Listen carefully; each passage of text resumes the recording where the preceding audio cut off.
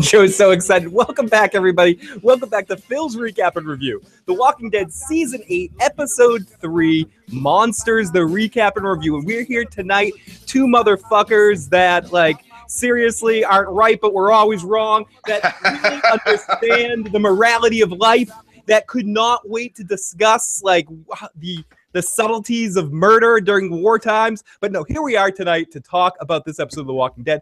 I'm not alone. I have with me back this week to talk about The Walking Dead, Joe Dirty Locks. How are you doing this week, Joe? Yes, I am doing fantastic. Awesome. Fantastic.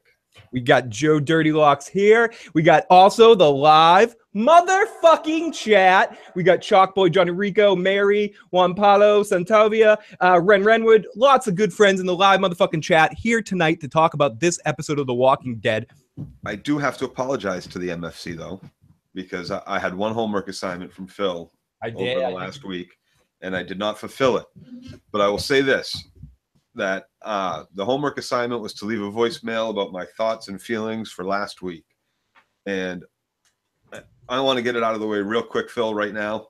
You can take everything I say about this episode when we get into our scene by scene, you can take it all, put it in reverse for last week's episode, and that's exactly how I'm going to feel about last week's and this week's. Does that make sense? Because I feel like I watched the same episode in reverse. It's interesting. It's interesting you say that, Joe, because I actually really liked last week's episode. I did not even a little bit. I did not. Because you saw it last week, Phil.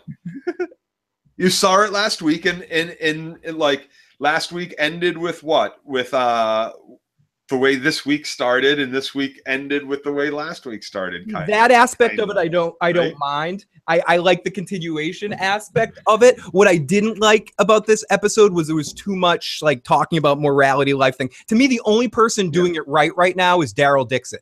He's the only one that has the right kind of idea for what they're doing in this situation. Right. And even though Tara, is that her name there? She has the right idea as well. But her flaw is she didn't pull the trigger. She needs to pull that trigger. Like when you came upon that guy on the ground, why did you even hesitate? You're shooting these motherfuckers in their beds.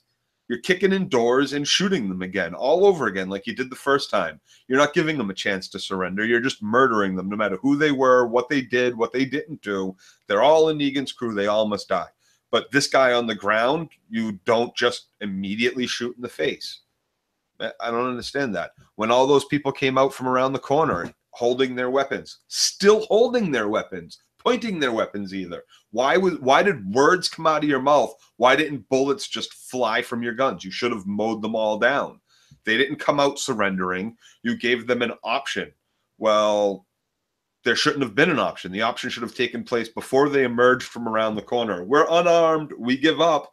Not like, haha, we have guns. Yeah, the rules of the kid happens. It's like, I just don't see the rules of the Khitomer Accord even mattering here, or like the rules of war or rules of engagement aren't even a factor in this universe right now. At some point, once you take a prisoner, that's the thing. Once you take a prisoner, you're no longer you are now responsible for their life, right? Like you've taken them as prisoner. You've made some sort of contract with them that they get to live an extended period of time past or during this war, that life shouldn't be an immediate threat at that point, because you've taken them prisoner.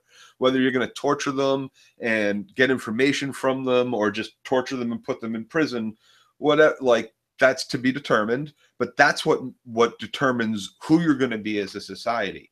You either don't take the prisoner because you're at war and you can't spare a whole unit that's supposed to meet up with two other units that are depending on you to be there.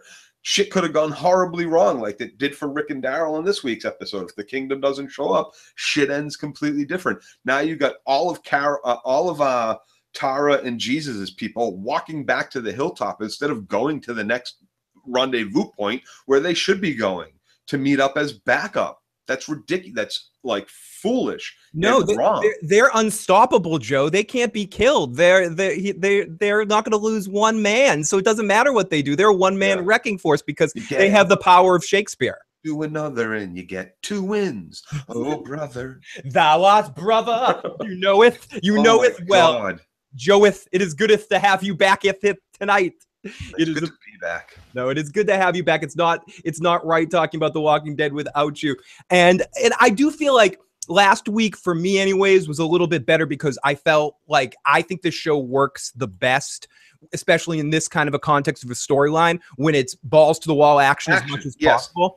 And I feel like this episode, at the end of the episode, we picked up the action, but there were too many moments of close-ups on single characters' faces as they dwell on the minutiae of life or on where we are, what kind of people we are. Jesus is just pissing me off all over the place. I mean, he has that sort of attitude, like, I know I'm an amazing fighter, so I can just talk shit to anybody and kick anybody's ass. I actually enjoyed, from a comical standpoint, the fight with him and Morgan. Like, no, are you going to stop now? It reminded me of you and me playing basketball, Joe. And you're like, are you done yet? Are you done? Are you done trying to score yet? That's just the first game. Yeah, it's just it's over. It's over. But ultimately, it seems like it's more just spinning of the wheels. And then at times in this episode, I felt like we were watching stuff to watch the clock roll out. Like they were trying to fill out time. Let's have Gregory knock on the door for 15 minutes. There was one other scene I'll point out when we get to our breakdown that it was simply like, it just seemed like we're dragging out time. What else do we do in this situation? And I know people go, stop bitching and moaning. But this episode to me was fucking slow torture, listening to Jesus rationalize why to keep these people alive. It was a fucking joke.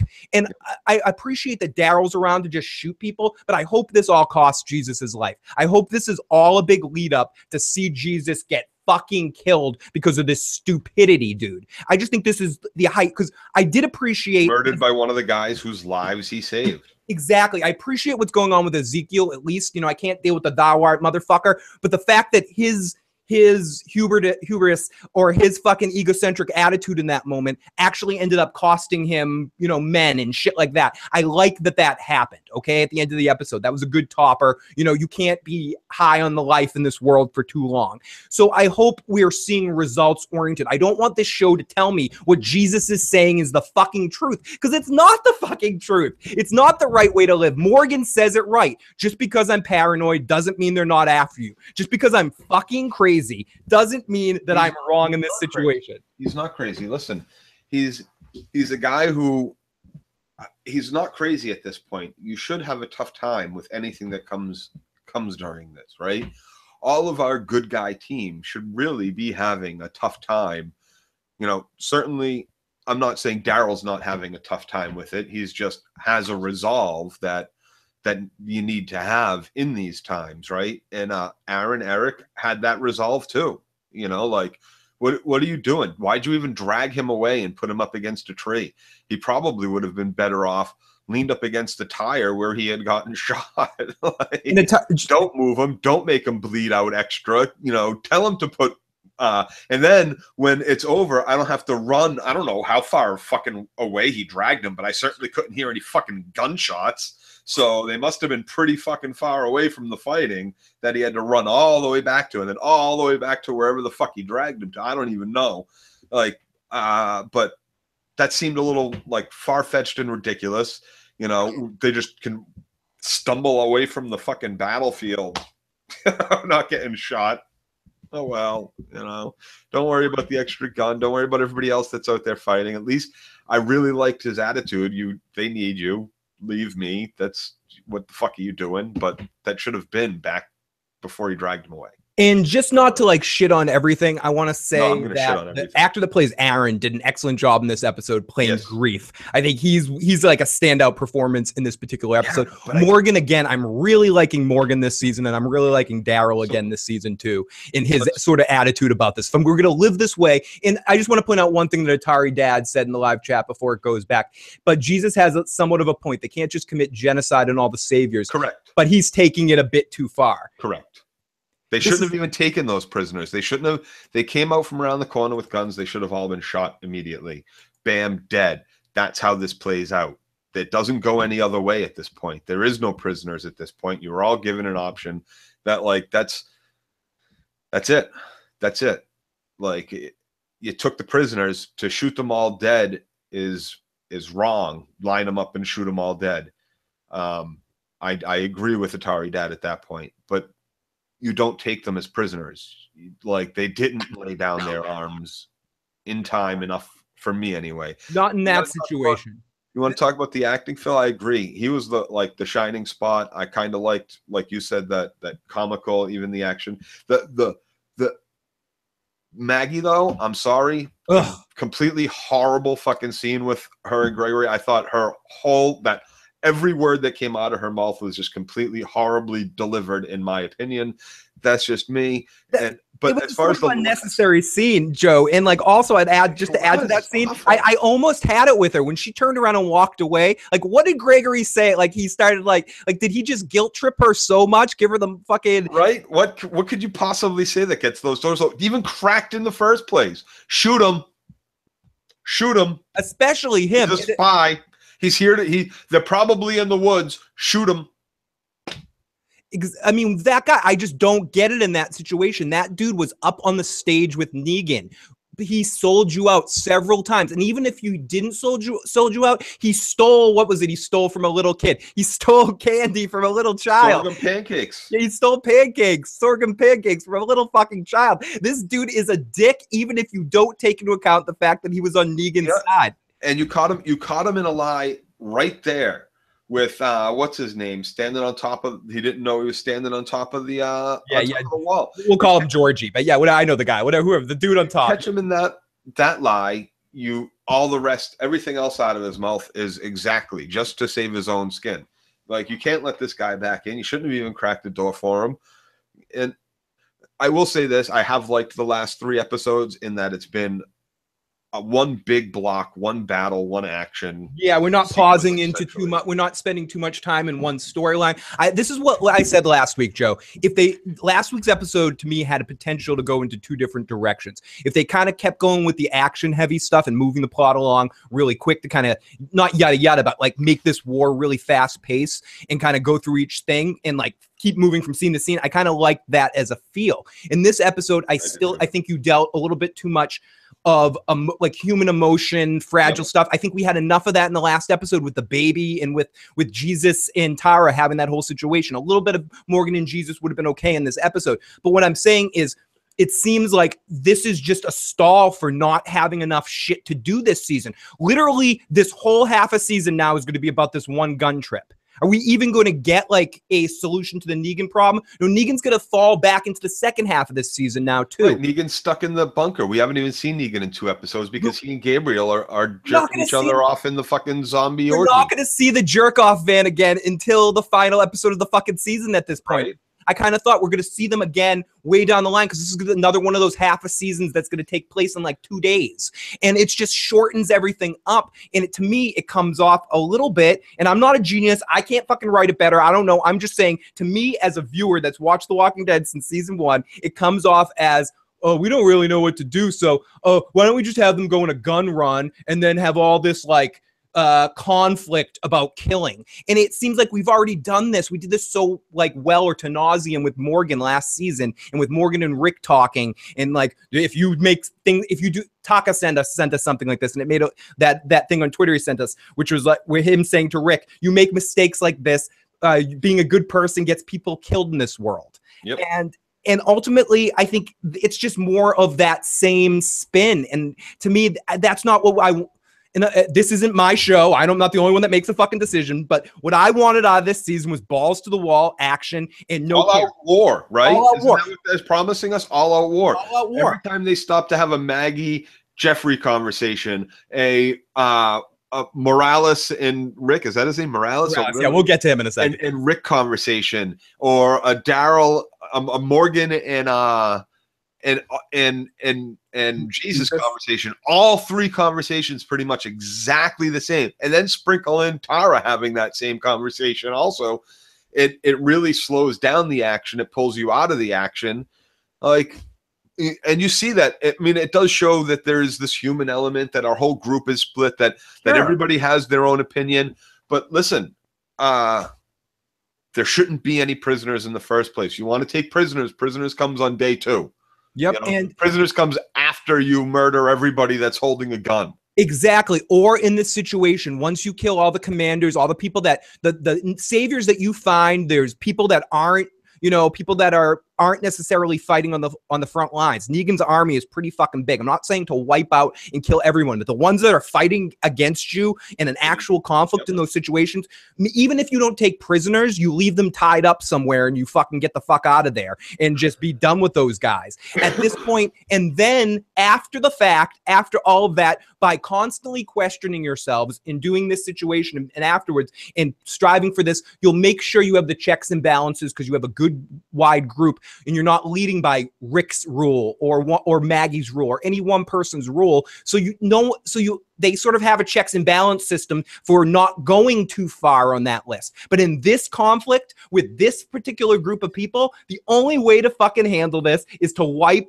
all the ones that say, I am Negan and are really strong about it and trying to kill you and trying to take medicine out of Maggie. Like, the guy crushes Maggie's medicine and says, fuck her and her fucking kid. I'm sorry, in that situation, you just have to fucking kill this person. Yeah, no, that dude should, like, Jesus stopping him from being murdered, like, killed. Like, I don't even want to call it murder, being killed. He's like, I wasn't me. I didn't do it. It wasn't me. It wasn't me. And then I'm kidding. I am a bad guy. Now you're gonna, like, okay, Jesus got the better of him. Why did she even hesitate? He's on the ground for those two. Bam, bam, bam, bam. Like, she, to me, is still that same girl playing with a gun that she was when we met her with the governor. Yeah. Like, I mean, yes, she's done a lot more. She's a lot stronger of a character. I'm not saying that she has had development, but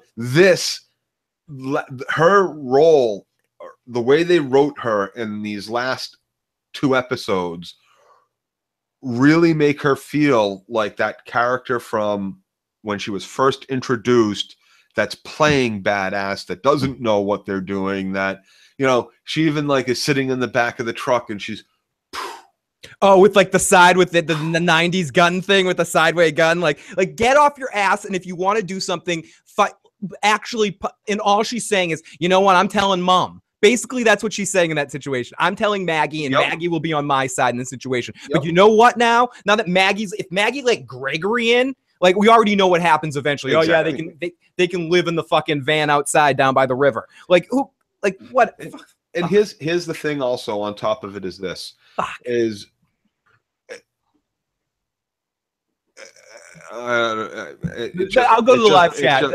I'll go to the live chat. Catch your thought. I blanked Joe out. We're fucking. Right. While she's doing that with the gun, this other fucking idiot who's a prisoner, the one that killed the Morgan's little friend, right, that he was teaching, and he's taunting Morgan this whole walk. What, I don't understand, like, what the problem is, Morgan. Why didn't you just shove your spear through his head? Why didn't you do what Daryl did in front of Rick? What are they going to do to you if you do that? Yeah. So you kill this one guy who's being a fucking asshole. Guess what? The other 20, they're not going to get up and revolt. They're going to be like, you know what? The guy was really a fucking asshole, and please don't kill me because he was being a fucking asshole to you. You know what, Joe? I'm going back. I walking behind that guy, watching him taunt fucking Morgan, who these guys all have guns on us. They have us tied up. I probably am going to fucking strangle him with the rope around my hands, with the slack between us. Fuck him. He doesn't get to live. He doesn't get to cost me my life. You and your fucking mouth might get us all shot. We gave up together. Fuck him. I'm killing him. Morgan, I'm sorry. You don't get to do it. I'm going to fucking kill that fucking ratty-haired piece of shit. Fucking shut your mouth, you fucker. Like, what? Why wouldn't any of those other people, like, they're all Negan, fucking kill that fucking asshole? Joe, I'm so like, with you. What? And what you were saying before also made me think, of no spoilers here, that maybe I judged someone wrong, and maybe you do. You kill a couple people, like, wait, sorry. You kill a couple of people like that, and to prove a point, but you do violence with a fine-tooth comb in this situation. But here's the thing: it's when and for what reason you do that violence, right? Like, hi, fellow travelers. Hey, we're gonna kill one of you, so y'all fall in line. Thanks, have a nice day, is different than you're all fucking prisoners and this dude keeps mouthing off and is really needling the guy whose surrogate son, I guess, or pupil, who he murdered in front of him. Like, yeah, that's going to get you killed, and that might make everybody else fall in line. Jesus' argument really loses water in that situation when he'd be like, okay, Morgan, this guy, Morgan, or say something along the lines like, dude, I tried to save you, but Morgan, kill this guy. Like that guy gets to die. That guy gets to die. You're not killing the rest. You're not fucking with the rest of these guys, but that guy right there, okay. I'm with. At the very least, he's a mouth and a voice of dissension amongst the prisoners that are there. And if any of the others end up getting killed, they killed him. It's going to be all piss and vinegar out of his mouth. And you can't really have that in your fucking jail cell. Nope. Like, that's not really a good thing. It makes a lot of sense to kill that one guy. You're not necessarily doing it for that reason, but hey, that's a side effect of, and then what the fuck, Morgan? You shoot the guy next to him in the head? What? Yeah, that was a little weird. What do we need to keep? What is going through fucking fuckhead Kirkman and Nicotero and all their fucking brains saying, like, that guy needs to live. That guy needs to egg Morgan on. Like, apparently not, because Morgan's going to fucking go on a walkabout again. Bye. We need him to have like a to try to like try to buy Arya as a hooker. Season, yeah, try to buy Arya as a hooker and beat her or something. We need to like Meryn Trent him up. So let's jump in the live chat. We got Al, Red Sox fan, Big E, Chalk Boy, bleed, scream, and let's not forget Morgan, where Jesus was a season ago. So in fact, he's probably even worse than Jesus right now. Leanna says, "Hey, Phil and Joe, missed you guys. By the way, anyone else?" So fuck. Everything's scrolled down. So let me go down to the towards the beginning. They should have cut off the hands of all the prisoners so they can't fight anymore. Stupid writers are trying to make the Walking Dead Jesus into biblical Jesus in the comics. He ain't shit like this. He's a fucking ninja motherfucker. Santovia says, so glad to have Joe back. He understands the art of fucking war. Wolf Gaming says, do what the Romans did with dissemination, like randomly pick the 10% to murder in that situation, just like Morgan did last season. He killed his own man, but the guy that got the kid killed 1998 champions. Red Sox fan says, right on, Joe. Kill him and keep the other animals in line. You and your fucking mouth, and Joe and Joe and his glorious Boston accent. Thank you, Joe. We got some thank yous, Joe. Of course, when Morgan did kill one of them, it was just some rando, not the guy he wanted to kill. Atari Dad says that is what Joe was saying. Joe rant time. Everyone's excited to see Joe back in action. It's gonna be this show is if that's what you're tuning in for. You're gonna have a lot of fun this season, because I don't see this letting up anytime soon. They just keep writing this shit. Do you know what they said this week? For me. I want to take a quick pause here before we get into the next section. I also want to say, if anybody wants to leave a voicemail or a text, we have a voicemail text line right now at 781-990-8509. Again, that's 781-990-8509. You can call or text that line 24 hours a day, 7 days a week. Leave your messages, and we'll play them on Sundays when we can, or on whatever other shows we're doing. But Joe, recently today, they asked someone in AMC, or they asked somebody in the Walking Dead team, how long do they think the Walking Dead could go? I don't know if you saw this. 20 more years. Yeah, 20 more years, 20 more seasons. I didn't see it. That was a guess. They actually said 20. They said 20 or 30 years it may go. Bullshit. No, I say bullshit too, but they were saying like a what if, like this show has no end date. The time to show, even if it loses half its viewers, it'll still be like in the middle of the pack as far as TV viewers go, right? Like that's what they're saying. It's like right now we're still the #1 cable show. So even though we've lost all the viewers they lost, but we're still have X amount of million viewers. Because of us, Phil. Because we keep watching, because we've been watching, and it's our fault. I feel like they're sitting there going, you know what? How can we piss our audience off? Let's see what we can do to make them keep watching. And Joe, I feel like I'm listening to Howard Stern because I hate him. So I listen 20 minutes longer than the exactly, person Joe. Joe, they're listening to our show. I think what happened was when we left our voicemail on the AMC hotline during the season 6, They're taunting us. They're taunting us. This 30 season, Morgan. fucking assholes that do recap. We're gonna outlive you. They're gonna make sure we're dead before the recap, so they can do the Walking Dead without us fucking stupid asses. I think it's time to call AMC again, dude. It might be. You know, they're not done filming. They're not done filming until like about Thanksgiving. They said it's time for us. We should call them and give them our 2 cents before they stop filming. Have a good ending. I think it's about time, Joe. I think it's about time we make a triumphant return. Whatever they got planned, we gotta make them do it right, Phil. Holy shit! When I found out they were still filming, I was like, holy fuck, this still like. That's awesome. It's probably for the second half of the. It is. Yeah, I'm sure. But so. Because believe it or not, this is we don't have. I mean, we have a few more episodes left in this first half, but it ends pretty soon. Similar to like right around when Vikings begins, the Walking Dead season will be ending. But anyways, really everyone, we also want to thank everyone that's joining us tonight in the live motherfucking chat. You guys are awesome. Thank you so much. You guys are freaking amazing. And thank you so much. Let me go through a couple of initial thoughts. Morales dead on arrival. Before we get into our recap, Joe. What'd you think about Morales returning in his triumphant quick death? Any thoughts about that?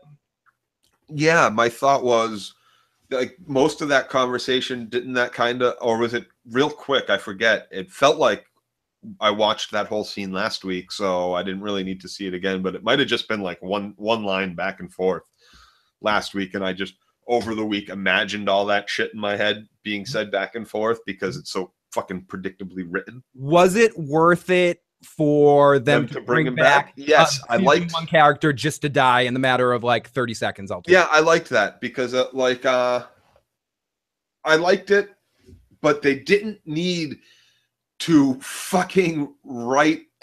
So there's excuse me, the dialogue between the two of them, Morales points out exactly what shouldn't have been pointed out or written into the dialogue. That's supposed to be for us. Like when Mel Gibson delivers the line, "I'm the guy with nothing to lose." Like, we don't need to be told that. If the writing and the acting has done its job, right? We know you're the guy with nothing. Show don't tell is the #1 rule of filmmaking. Right. And so they have the opportunity here to show us that they have both come a long way, that despite their similarity, like over distance, and despite their similarities that Morales is trying to point out or Rick is trying to deny, or however, like it was a little convoluted, right? But they still manage to explain to us the literary technique that they're trying to do, and that's piss poor in my opinion. And that again was something that I'm like, really, you had to come right out and say, we've come so far and we're the same, we've taken these different like all the shit that they actually say to each other shouldn't have had to be said. That, like, there could have been plenty of them to talk about back and forth without having to get into that for us as an audience, for them to treat us intelligently enough to understand that that's what we're watching, that's the position they're taking. They completely. You were right, juxtaposition. You were there, Joe. Thank you. You were there. That's I'm with you for it. So I've been using that word a lot lately, and I don't think it means what I think it means. No, it doesn't matter. We make words mean what we want them to mean, Joe. It doesn't fucking matter. How many years we've been doing this shit? This is the age of the internet, especially now. Yeah, we're making words up. Shpatugal. Shpadoinkle. That's too close to Shpadoinkle. I started to say Shpadoinkle, and then it's a Shpadoinkle. That's copyright. That's copyright. Yeah. Matt and Trey are suing me somewhere. Atari Dad says, I found it weird that Morales was surprised about Glenn getting with Maggie during the apocalypse. It's the apocalypse. He never knew. Morales never knew Maggie. He from the camp in Atlanta where they. But right before they went to the CDC, where Andrea's. I thought it was when Andrea's sister gets bit. It's been a while since I watched. He leaves them from there. For some reason, I thought it was the episode before the CDC, right before they leave to go there. He goes, "No, I don't want to go with you on that mission." And then, like, I have a memory of like Rick giving him like a gun and a walkie-talkie and being like, "Oh, Where's Walking Dave when you do? Oh, if anyone needs it, well, I'll make Rick Batman for some reason. Listen, I didn't wear hockey pads. Like, I mean, a second civilization falls. The first thing I'm doing is finding someone to fuck. Al Red Sox fan says, I think Joe is right. He didn't know Maggie, says Leanna Fun. It was before, says Al Red Sox fan. Al Red Sox fan, great to have you in the live motherfucking chat. Great to have you, buddy. Great to see everyone there tonight. You guys are awesome. We're giving you guys a big motherfucking hug. And you know what, Joe? Let's not waste any more time. It's time for the recap!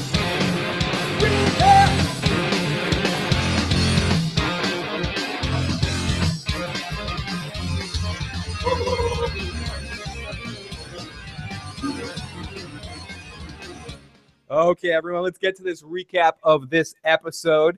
And there was a lot of talking in this episode, so we do have some audio clips of some of the scenes, but we'll yada some of it. So the episode opens up. We hear some voices on the radio, and I hear voices all the time, Joe. I don't try not to listen to them. They're the ones that telling me this show is a piece of shit. This show is a piece of shit. Telling me be more positive, Phil. Do it.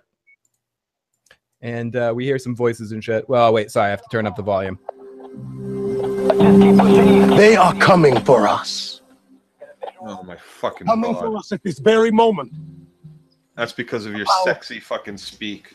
Yes. So, Joe, do you like your continuous time at King Richard's Fair? So, I liked my time at King Richard's Fair. I had a great time at King no, it's a good time. It's a good time. I recommend it. So we hear some voice on the radio. We meet at a rally point. I have to say, other than the thou art speechy things, the visual tactic or the filmmaking tactic or editing tactic that they did at the beginning of this episode, I know what they're trying to go for, and I appreciate, again, trying to do something more complex than the sum of your parts. But for me, I just found it kind of confusing, and I understood what they were trying to do, but I feel like it wasn't quite as effective as they thought it was.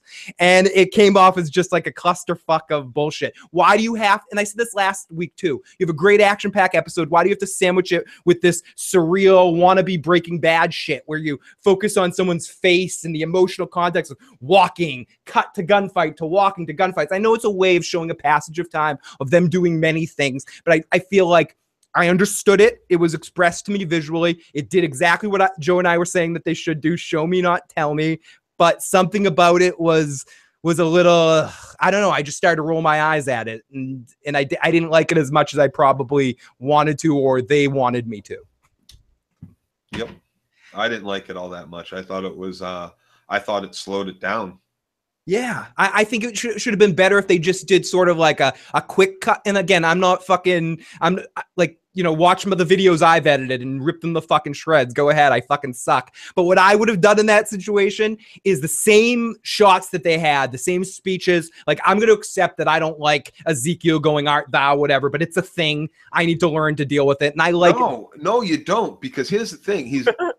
He's art thowing. You are an adult human. But I like the actor. I like the actor. I think he's charming as shit. Okay, whatever. You're an adult human person, right?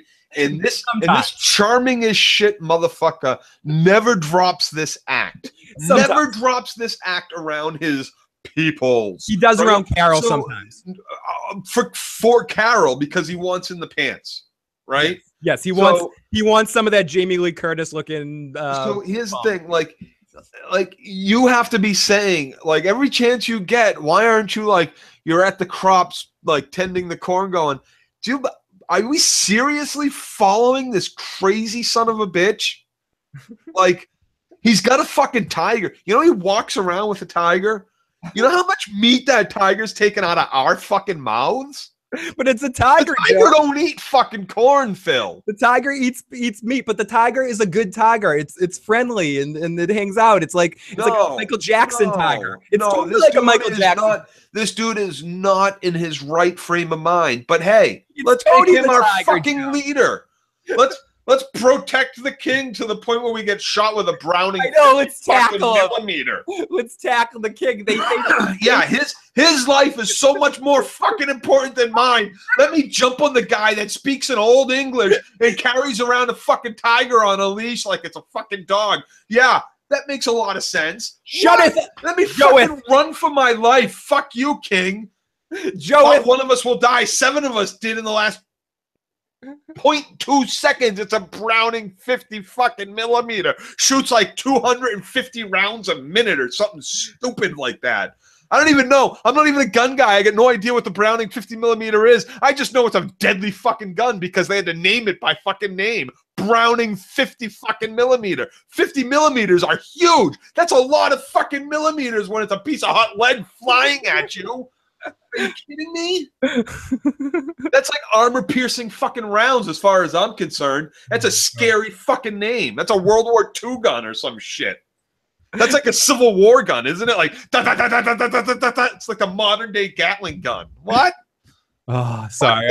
Save the king. Save the king, my ass. Ugh. What the fuck? Fucking, I love you, Joe, but I'm not doing that for you. God, go fuck the king. Joe, you can go fuck yourself. Joe, you might be my leader in the zombie apocalypse, but in that situation, now the king's got 3 dead bodies on him about to turn into a zombie. Yeah, that was real smart. Yeah. Real good job protecting the king there. Fucking idiots. Anyways, well, his shtick saved his... As Steve says, well, his shtick saved his life. They did protect the king. Good point, Steve. And Al says, yes, Joe, it's World War II. Joe would not be a guard and would not be in the King's Guard. No, he would not. Joe and I would be running crazy away from the action. I don't even like spoilers to watch The Walking Dead, but I want to drop into the live motherfucking chat and smash that button for Joe and Phil. Thank you, Gecko. Lots of love to you. K. Rich says, World War II air and water cooled fuel machine gun, belt fed. Atari Dad says, by the way, just to clarify earlier, I meant it was weird that Morales was surprised 2 people could get together after World's End. I mean, what else is there to do after World's End? But I was right. Like, I'm surprised at that too. And then like on top of that, really, he didn't put it together. Rick. I mean, no. Yeah. Why would he put it together that Rick was the same Rick from Atlanta? There's a lot of Ricks, I guess. And in fairness, Rick looks a great deal different and at that point in time, Rick was wearing the hat. He was completely shaved. He was sort of officer friendly, as he points him up, as he says to him several times in the episode. So let's get through this opening scene. We didn't even get through the opening scene yet. So we see Ezekiel hearing some voices. He gives the bloodthirsty rogues in dark destruction and Ezekiel is excited that WoW Vanilla's being released. Blizzard's making some servers with WoW Vanilla, so thou rogues can be worthy again. Anyway, sorry. So then they head off to the woods, and it's a speech. Carol smiles. There's some gallivanting in the woods. We hear saviors' whistles. They all stop, and they're all in this cult, and they're like, and we've got the number. They've got the numbers. We have strategy, but we've got strategy. Yes, we do. Yes, we do.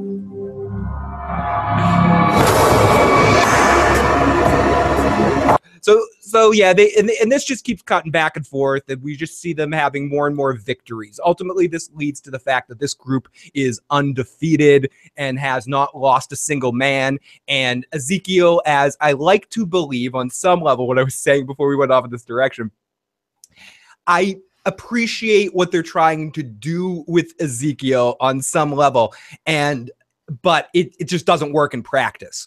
And in this situation, the speech is back and forth, and this lead up, he's starting to believe his own press. He's starting to read it. He's starting to really believe and think he's the king and he can't be touched. And ultimately, as someone pointed out in the live chat, I guess he's right, because he convinced these people to fucking surround him and perform a shield and block the armor-piercing bullets that wouldn't go through these human fleshy bodies and shoot Conley in the neck. Yep. It would chew. That gun would chew through those people like nothing. Those rounds don't stop for a human body. They don't. They'll go through your fucking hip bones, your skull bones, everything. Hit 3 people behind you.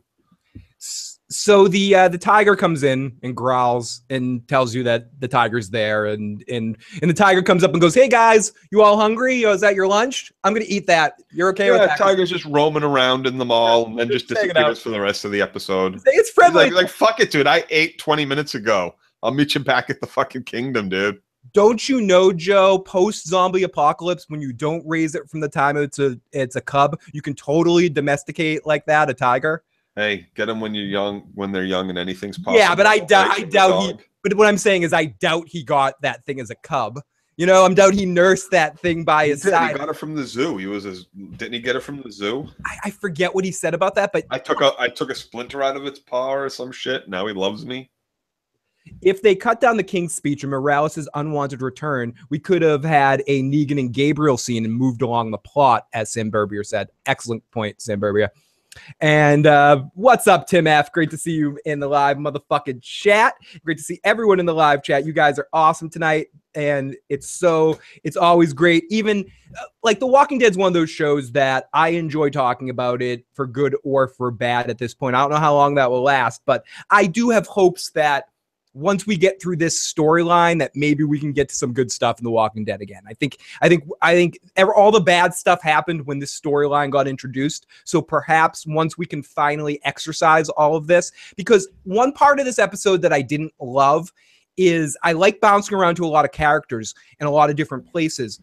But as much as I appreciate the acting job by Aaron, Eric dying didn't have any emotional effect on me, even through the acting of Aaron. This is just me. Someone else might feel different. We'll get to that in a second, but I feel like we built up around our characters. I think we should always be through our perspective first core characters and like kind of stay with them. And we have enough of them of our main, core group and kind of flash around with them and be from their perspectives. Because if we start going now to, like with Aaron and Eric in that moment, like I just didn't care because I don't have any stakes. Right. We're supposed to care because Eric care. Which one is the one that's alive? Eric or Aaron? Aaron's alive. Aaron's alive. So we're supposed to care that Eric dies because Aaron cared. Problem is, we don't really care about Aaron all that much because right when he was fostering a relationship with one of our main characters, Daryl, they kind of end it right then and there, send them off in different directions, and only give us a couple of drips of Eric from that point on. So from Aaron. So there's not any real... Like, Aaron is still a red shirt. Never mind Eric. Right. And Aaron had chances to be a bigger character, and I like the actor's performance. He did, and they kind of stepped back from it. Yeah, he kills every scene he has a chance to get. It's just he doesn't get a lot of stuff to do, so I'm not invested in him in the way that I'm invested in some other characters that we just... even someone like Carl, for instance, that I'm not a big fan of, I'm more invested in him, but we just don't see him. Even Rosita and her fucking like pissed off face. We haven't seen her in 2 episodes. I don't care, but we spend so much time with her. And Michonne, and Michonne, all these people that we care about. We haven't even seen Michonne in like 3 or 4 episodes. They're just hanging out at Alexandria. Just hanging out there, and that's cool, but like instead we're focusing on, and I know we have a big cast and all of that, but I don't care as much about Ezekiel. He's a joke to me. Like everybody else that's introduced, all the savior characters are some of the more interesting ones to me, not necessarily Negan, but I like Stephen Ogg's character, Travis, whatever, I always forget his name on the show, or a couple of the more smart characters and shit. Yeah. They seem to do this. They can't kill off any of our main group. It seems like they feel like that they have the plot armor on 5 or 6 people, and so they give us half-ass backstory, a half-ass story to some other characters, and kill them off instead. And it falls flat. You don't feel it. There's nothing.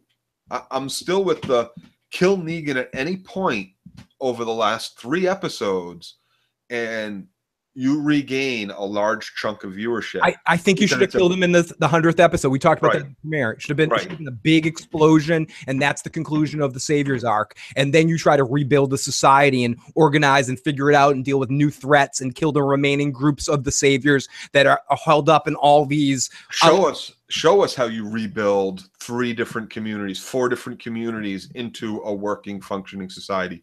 Don't just gloss over it. Like don't just gloss over how you're going to do that. Actually give it to us. Give us the rebuilding of society. They're going to montage it. They might not even montage it. If the war ends and our our side wins, the non-Negan side, the non-savior side wins, right? Then if they're just gonna 1 year later or some shit like that, you know what I mean? People are saying that Michonne's is going to be in the Black Panther movie, so she couldn't be in the season as much, which I understand that.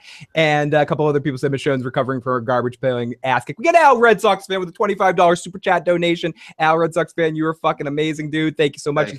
Thank you, Phil and Joe, for having a great show tonight and sharing it with us and being the most fan-friendly show that there is. P.S. I still like Negan. Hit that like button and sub. Join the family. Al, Red Sox fan, here you go. You get a couple spins of the motherfucking wheel, Al. Thank you, buddy, for being one of the nicest guys out there. You're a fucking amazing dude. And it gets the fucking there we go. We got one. I got to wear a stupid hat. One's I got to wear a stupid hat. Michonne will also be in the Infinity Wars. Some drum fun. And one more for Al. Hat, drum fun, and one more. Joe, tell us something that really, really annoyed you about this episode. Oh my God. One thing that's real tell us something you really liked about this episode. Yeah, because you're gonna get a lot of. I'm gonna go against form here. Tell us something you really like about this episode. I already kind of touched on it, I guess. I'm not gonna recall on that. I was gonna say the fact that it's 3 actiony episodes, because we've already debunked that a little bit. One thing that I really liked about this episode, I liked Daryl's resolve. Yeah, Daryl's your spirit animal in this episode. In this episode, Daryl is like, Rick says, no, wait, don't. What, Rick? What? Okay, and then with the very next fucking breath, oh yeah, he's like, that was more. He's like, I know who it was, doesn't matter. He called in backup. They're gonna be here and then like, they're there. So wait, Rick, you wanted me to keep the guy with the gun alive who was threatening you in the same room with us while we try to fight off the people he called in for support? Where does any of that fucking make sense? Thank you, Daryl. Thank you for being the only person that has made any sense in 3 fucking episodes. Literally any fucking sense. Because let's recap. They didn't kill Negan right when they fucking pulled up. Doesn't make any sense. Fucking Aaron drags Eric away from the fucking battle to where there's no sounds of gunshots. Who knows how fucking far away, and just leaves everybody. Okay, that's why they probably shouldn't have even been on the same fucking squad in the first place, because you lose one, you might lose the lover as well, whether it's male, female, male, male, female, female. That's the way that kind of goes. So why don't you send fucking Eric with one of the other groups and Aaron with this other group to prevent that kind of shit? That's smart thinking, right? And then like they didn't kill the fucking Tara didn't shoot fuckface that was took Jesus fucking hostage for a couple minutes. Yeah, then they didn't kill him a second time. Then they didn't kill the whole group that came out of the garage. Nothing makes any sense at all whatsoever. They didn't kill Mouthy McFucking Mouth Face when they're fucking walking down the street. Why not? Fucking shoot him in the head, stab him in the head, get rid of him. He's dead weight. He's fucking stupid weight. He's get everybody else riled up. Get a whole column of them to run into the woods to try to escape. That's why you don't keep that guy alive. Are you kidding me? Doesn't make any sense. Daryl, the only fucking person that has made any sense in the last 3 episodes. Like, period. That's all there is to it. That's all there is to it. And that's what I like. I like Daryl. I like Daryl shooting people in the fucking head who deserve to be shot in the head before there's a chance. This guy shot a bullet at Rick. I'll let you go. You can take one of our cars that's armor plated and just get out of here. Don't worry about it. Yeah. Boom. Done. Thanks for telling us what we need to know. Why would you keep that guy? Why would you let him drive away to go back to another group to come back? Didn't Carl teach us that lesson? You kill all these motherfuckers, right? Just like that kid. That kid did not drop his gun. Carl said, drop it. And the kid went and took a step forward. So Carl shot him. That Carl and Daryl, the only 2 people that have done anything that's made any sense since that point. So thank you. make any sense. Coral. I love you, Joe. You're the only guy that when you have to say something good, it turns into that. Perfect. And, yeah, that was supposed to be something good. Oh, yeah, so Daryl. I really like Daryl in this episode. There was something good there. So Al, I'm wearing this silly hat for you, and here's a little drum fun.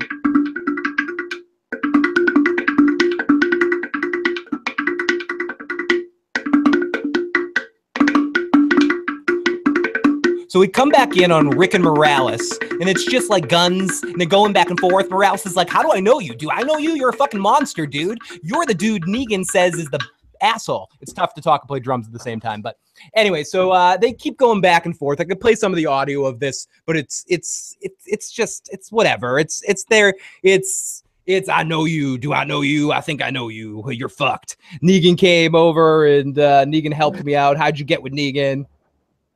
This whole time, it was you. You called your men in for nothing. The fight's out there, it's just me in here. Did you hear what I just said? I know who you are. I saw it in the mirror through the open door. And there wasn't any kind of blast from the past. As soon as I saw you, I knew you'd made the same trip as me. From there to here. So Rick and Morales they talk. Negan will get you. And then we cut back out to the last episode where we see more shooting and we see our groups fighting. We see Tobin's crew, more people I don't particularly care about. We see Saviors retreating and not shooting at them anymore. And they're shooting at something else running towards. And we see a walker to say, oh, by the way, there's zombies on this show. And so what are they shooting at? I guess the walkers that we see in a little bit that they're all busy consuming the other people. Why not leave them alive so that you can't be chased? Maybe they finish eating before the fucking Rick's team, pursues you back to the courtyard. Leanna says, I'm Matthew McConaughey. All right. So Aaron is walking Eric to the tree, sees the injury. Eric is fucking up the story, staying alive too long. And Aaron's like, listen, dude, I'll save you. And Aaron says, sorry. Eric's like, dude, you didn't shoot me. I actually really liked Eric in this moment. If I cared about too. If I knew these people more, because I should have known them more. It shouldn't have just been like one spaghetti scene with Daryl. It should have been like a big part of last season. Should have been exploring the Daryl's friendship. Like they moved Daryl into their house. They dig Daryl. Like he becomes like part of their family. Like Small Wonder. It turns into a sitcom. And I agree. And they started going that route, and they wrote it in a completely different direction. So we never had enough with this character who at this moment, who even in the last episode had the ball, was like, fuck that, I'm here to fight, I'm going to fight, I'm fighting. And when he was fighting, he was fucking doing it, and he was kicking ass. And then he gets wounded, and then like you start to expect the cliche shit, and oh look, hey, the cliche shit happened. Oh, good. Only he takes this great kind of attitude towards it, and is like, you shouldn't be sitting here with me. If I die, I die, but you need to go help them, because if you don't, there's a good chance that more of us and our friends will be leaning up against trees like this. True. And I just want to say one thing. Atari Dad, you're right. Would have been hard to do last season. Daryl was kind of on the lam all last season, and then on Easy Street for a while. I don't know how they should have done it exactly, but I feel like the character of Aaron and Eric, because Aaron's still alive, so there's still chances for him. But with Eric, I feel like that character and their dynamic, they were some of the more interesting people. It's easy to do. You get Daryl out of you let Daryl have a couple episodes of extreme torture or whatever, right? So he's fucked up in the head, and you let him escape. You let him get out, and you let him get out earlier in the season than you did. And you have these two, help mending him, back to some sort of mental health and stability, and getting him back into there's ways to do that, to continue that story that you had given us when we first met these characters, when they first got to Alexandria. But instead, life does happen and shit goes a different route, but it would have been nice to have cared a little bit more about the one character in our group, in Alexandria, group that died. Right. And these like the Alexandrians we cared about. You know, and because we just didn't have enough time to really get to know Eric in a way to really feel like when Chris Hardwick on The Talking Dead was like, our special guest tonight, Eric. Stephanie said it perfectly when she goes, "Oh, they're special guests." like who cares? Like I don't even care about these characters. And it's like they could have killed Tara instead. Tara would have been a big one, and showing some of Jesus's mistake for letting these people live, like in the ruckus, Tara dies or something. But ultimately, in this situation, I cared a little bit because both the actor that plays Eric and the actor that plays Aaron delivered an excellent performance anytime they were on screen. So every time. So they blew up their spots enough for me to be like, oh, this sucks. Sucks for Aaron. Look at that good acting performance. But I wasn't emotionally invested. I wasn't like, oh shit, what's going on, in the way that I could have been if those characters were built up emotionally the way they should have. I agree. I couldn't agree more. That and I'll throw that in for I'll spin too. Like that was another thing I liked. I liked the way they wrote Eric. I don't like the scene, particularly how it unfolds in the story, and the foolishness behind dragging him out to the silent field on this nice tree to lay him up against. The whispering wood, bringing him out to the weirwood tree so he could be healed by a green seer or some shit like that. I don't know what's going on in that. And then it's like he gets back what apparently is only how long after he died. He's not that far away. He didn't want to stray too far. He's 50 yards that way. So like, damn it, I just missed him. So there's a lot about it I didn't like, but the acting I liked. Yeah. I did like the character. I liked his attitude. I liked the way they wrote his lines for that scene that I don't think should have been there in the first place. Fair. Or it could have happened up against the tire in the middle of the battle, which would have been a much more kind of realistic thing rather than, oh, I got to get him to safety because you're turning your back to a bunch of people fucking shooting bullets your direction. Don't you know you're walking out into the middle of fucking no cover. The war in this universe is like Contra. They can push pause if they want to. Apparently, up, left, left, down, right, A, B, select star. Yeah. I got infinite lives. Or Akari Warriors, they just ABBA. Like ABBA, I'm still alive. Easier. ABBA. So Corey Mitchell said at this point in the live motherfucking chat while the episode was going on, and if you want to watch the episode live and kind of keep the discussion, we have a small group of people that jump in the live motherfucking chat early during the episode. So if you're watching it live, definitely jump in the live chat early and get into the silly discussion. We have a lot of people that jump on in early. Corey Mitchell said, guess what? Negan and the Saviors took all of Rick's guns. They forgot the bullets because I'm pretty sure they've shot at the Saviors 1 billion times with no accuracy. Yes. So awesome. It makes the stormtroopers look like gunslingers. Yes. Now, I don't want to, Joe, I don't want to belabor this point. I'm going to pass it over to you. But ultimately, should we be making a bigger deal than we are about the bullets? Yes. Here's the thing. I would imagine mining operations have ceased, right? So, even at some point, stores and storehouses where they make bullets will run out of the supplies that you need. You can reuse casings and shit like that, like we heard Eugene talking about. But ultimately, it's hard to find the materials, all the materials you're going to need to make bullets and to make enough bullets for a sustainable kind of conflict like this. So any errant shot is a bad shot, and wasting your bullets on zombies attacking is really bad. And then on top of that, the only two people we actually, I think, see reload or run out of bullets is Rick and Daryl. When they switch guns to their main weapons. My question is, did I miss something last year towards the end of the season when we found a bullet distributor that had like thousands and thousands of bullets? Because I remember it being such a big deal. I know because they didn't have guns. Well, no, they did get guns from the ocean people, the ocean people. But did they get bullets too? I guess that just goes hand in hand. Bullets too. They got an endless supply, because I remember last year it was such a big deal that Eugene learned how to make bullets. So it was going to be that that's why he turned out to be valuable, and part of the reason why Negan kidnapped him, because he knew how to make a bullet. But I guess it's not. I guess it's just going to be one of those things like with Game of Thrones. Eventually, you just have to accept that they're moving around the continent at quick. Everyone has a portal gun that can zap their different parts of the world. The bullets thing, I guess. was much more of a big deal earlier in The Walking Dead, where you'd have to be conscious of whether you had fuel and bullets and all that sort of stuff.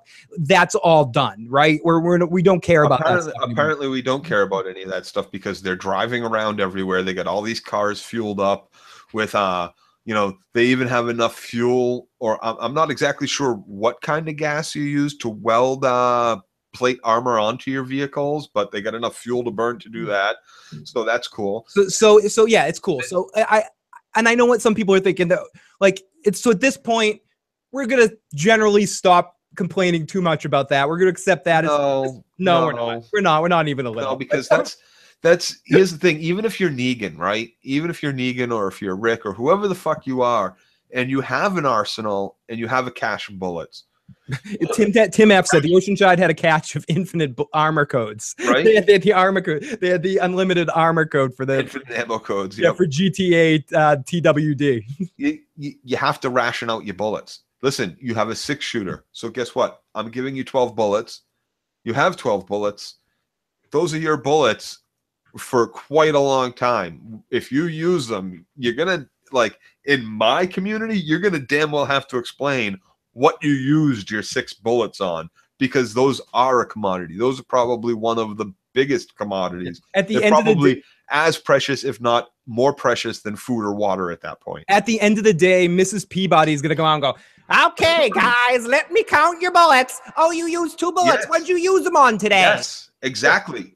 I want to know. Are you just shooting at bottles, practicing with your aim? Because that's not what these bullets for. Are you using them on zombies? Why didn't you use your knife, your club, your bat with spiky needles in it? Like, whatever. You don't be, like, the gun is to kill humans or bears trying to attack you, and that's pretty much it.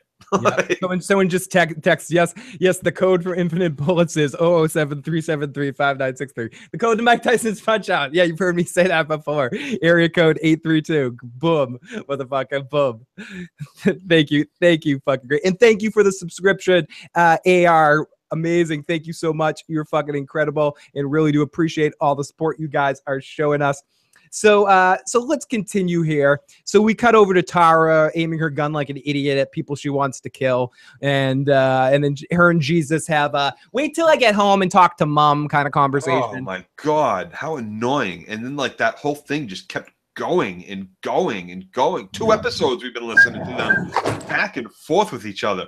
I'm telling, she'll listen to me. No, she'll listen to me. No, she'll listen to me. Are you really sure she'll listen to you? No, she'll listen. Who the fuck cares what all Maggie's all of a sudden the authority on all, like, where did this come from? Because she's pregnant? Because her husband died? I don't understand why Maggie all of a sudden is this, like, supreme leader of them all. Is she pregnant? Is she really pregnant? She's not showing at all. Well, you got to understand, at least the last 3 episodes have all been in, like, one day. One day. Like the last 2 seasons. The last 2 seasons have been a half an hour, basically. Have been like, yeah. Since Glenn died, it's only been like 2 weeks. Or 3 weeks. Legitimately, we're not even kidding. So yeah, good point. I'm fit. My brain's making time want to move, but this show just doesn't wants time to stand still. I know, Joe. What the fuck? The widow now? Now she's the widow? Yeah, she has. She has a name like what's Into the Badlands. She's the widow. Like, and none of these other people at the Hilltop, none of the other people at the Hilltop are like, wait a second, I hated Gregory. I didn't agree with the shit that he was saying. Why aren't I leader now? Like, Jesus backed her, Joe. Yeah, another thing, I can't get over this fucking Jesus shit. We'll get to Jesus. We have a lot of Jesus, Joe. Why is everybody calling this guy Jesus? Hold Jesus Christ, Joe. Shut up, okay? Like, that's your fucking nickname? Like, it's stuck. Jesus, it's stuck. Jesus has more side butthole than no. I saw somebody calling you Jesus. I'm calling you fucking Bob. Bob. Hey, Yeah, you're Bob from now on. Hey, Bob. We have a Bob. He'll be Neil. Yeah, he's a Neil. He's Neil or Bob's dead. Bob had bitch tits. Yeah, we'll call him Neil or Georgie or something like that. So one of the saviors is whistling, and then we cut over to the and Morgan's like, I fucks the guy, and the guy's like, yeah. From somewhere else, I guess.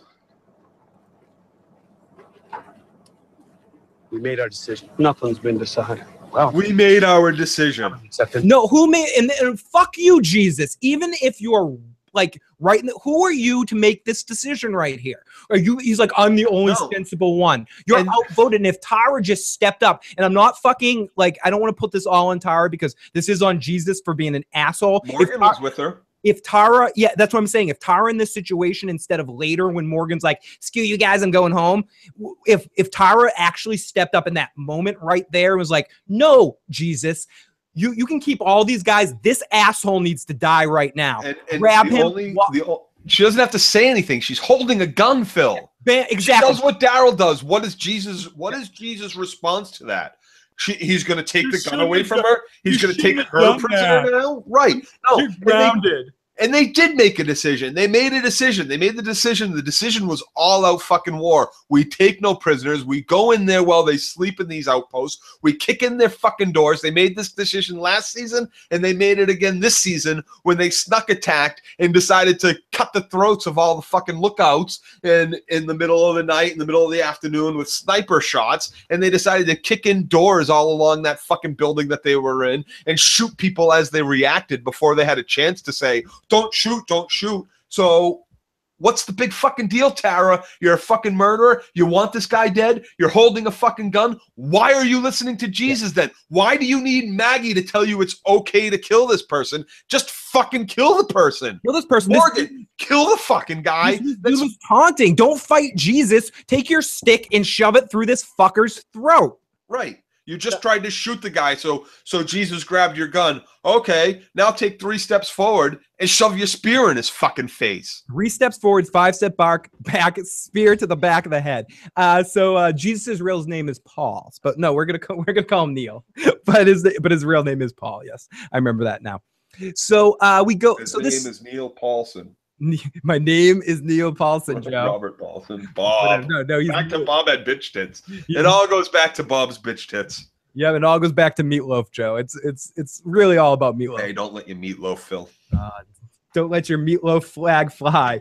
So, Johnny Rico, I'm calling it. Gregory's gonna poison her, like maybe like something happened in the comics, but instead it may be her baby that dies. By the way, for some reason, Jesus has different surnames in the comics. In the comics, his name's Paul Monroe. In the show, it's Paul Rovia. This group is going to split up. They now have 2 different points of view. Kill them all, save them. They'll be fighting amongst themselves, and that's going to be going on all fucking season. Atari Dance is the prisoners in the first place. Not these group of prisoners, not these dudes right here. Not in the middle of this battle. Like people come to you. How it happened? How did they come out from around the corner not shooting?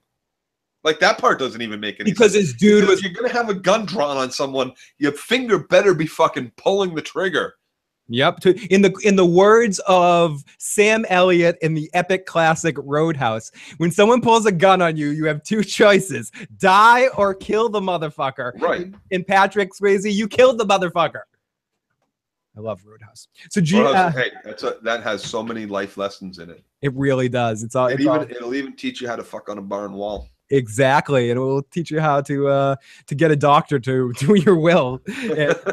So Rick, be Patrick Swayze. Rick kind of basically said Maggie was the leader after the war. I know they said that, but it still doesn't mean she's the queen. You know, she's not Queen Cersei Lannister, and she's gonna burn people if they don't listen to her.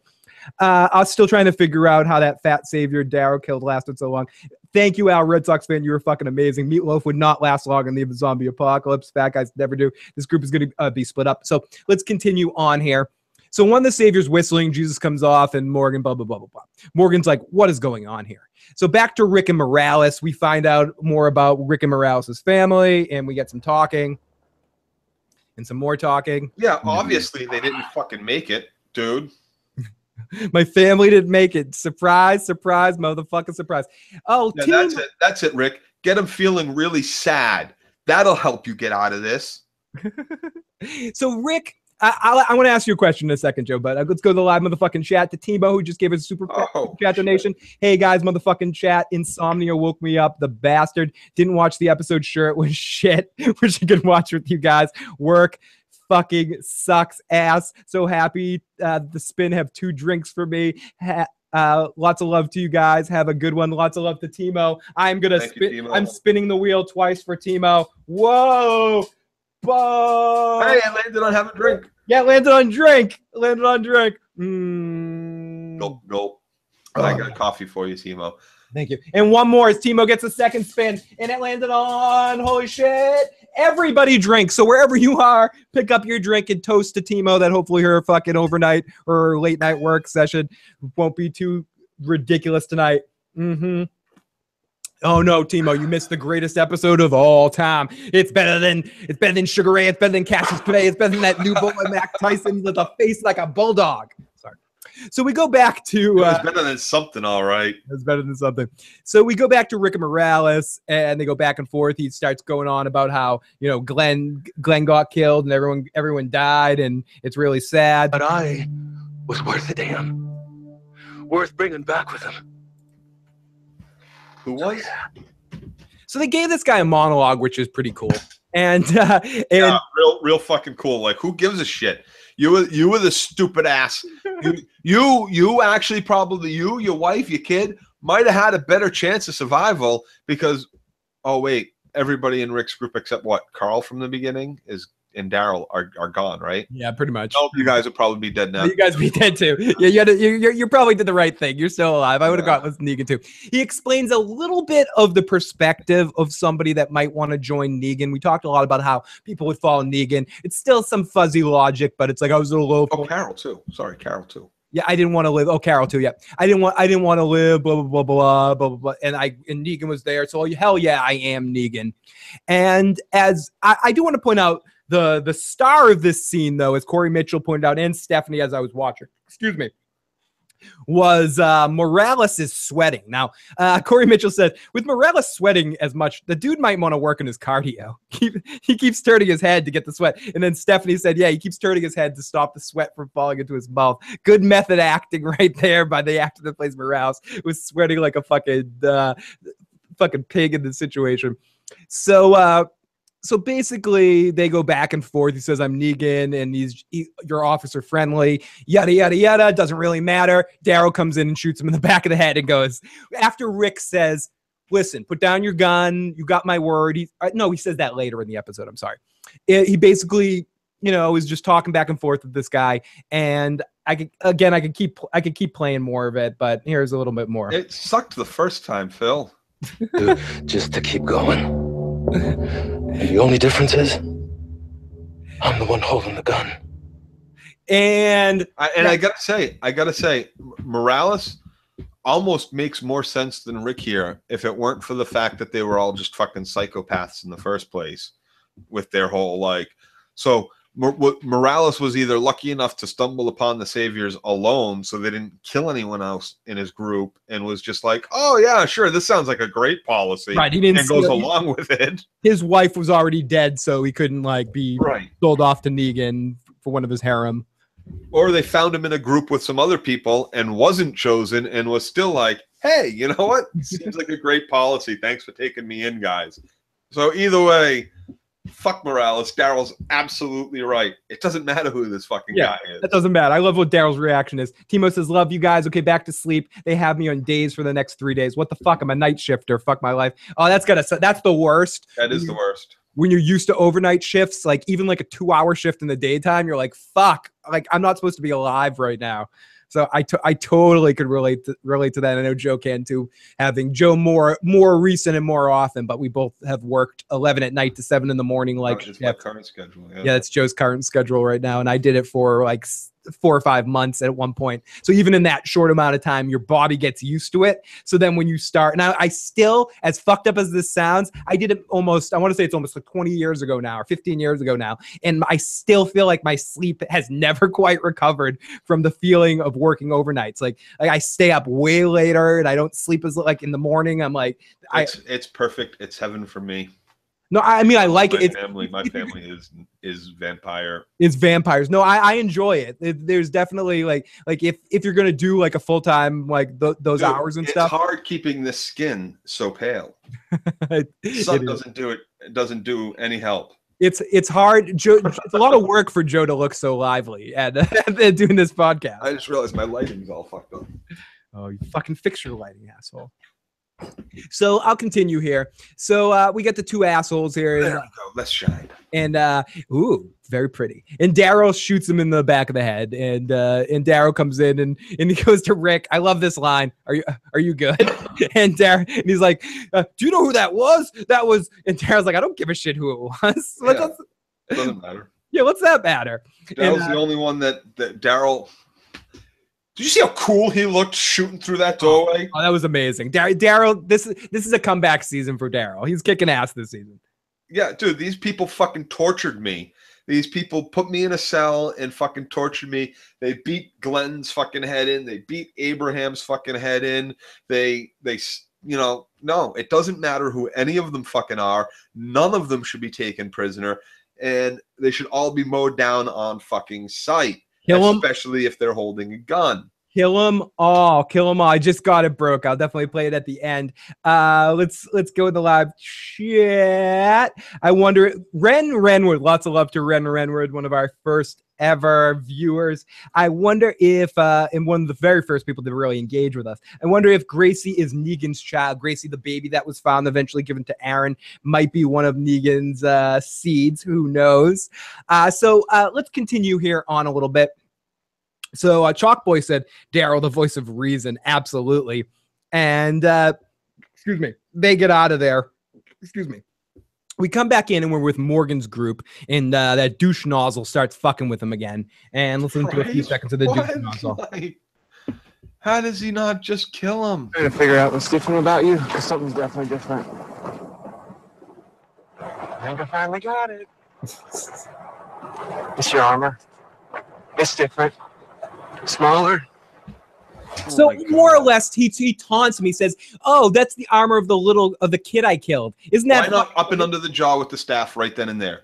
Why not right then and there? It makes no sense. It makes no sense for him to try to stuff it down and take it and keep walking, and then to just keep walking. Why are you even walking next to this fucking mouth in the first place? It's the cheesemaker's fault, Joe. It's all fucking. No, dude. It's fucking bad fucking writing. It's cliche television writing.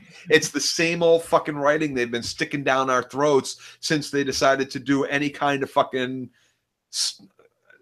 It's the same shit they've been doing for the longest fucking time. Phil. You know what I want to stick down my throat? Broke Black Man says, I want to see Gracie and Judith in a knife fight. I'd stick that shit down my throat and eat it. Yeah. I'd stick that shit down my throat and eat it.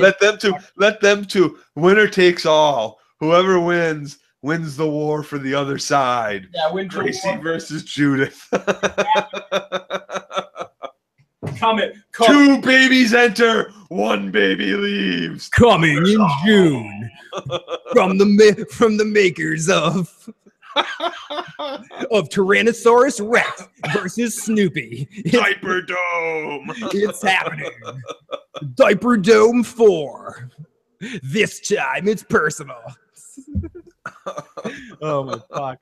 This is why you guys are the motherfucking greatest in the live motherfucking chat. We got Broke's message to play at the end of our recap. If anyone else wants to leave a voicemail that we'll play at the end of the show, please call in at 781-990-8509. You can also text that number, and you can also leave a message there 24 hours a day, 7 days a week. So even when you're drunk and need someone to bitch at, call the fucking hotline in, and Joe and I would love to listen to it. So let's continue.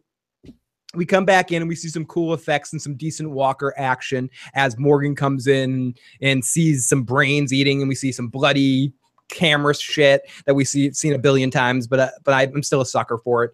And then we see the Saviors trying to escape, and they don't have guns, and Morgan goes after a group of them. Morgan starts executing some of the trying to escape Saviors, and Jesus runs in and stops them and goes, "What the fuck are you doing?" And Jesus is like, "We got to find a better way." And Morgan says, "Dude, there is a better way. Don't take prisoners."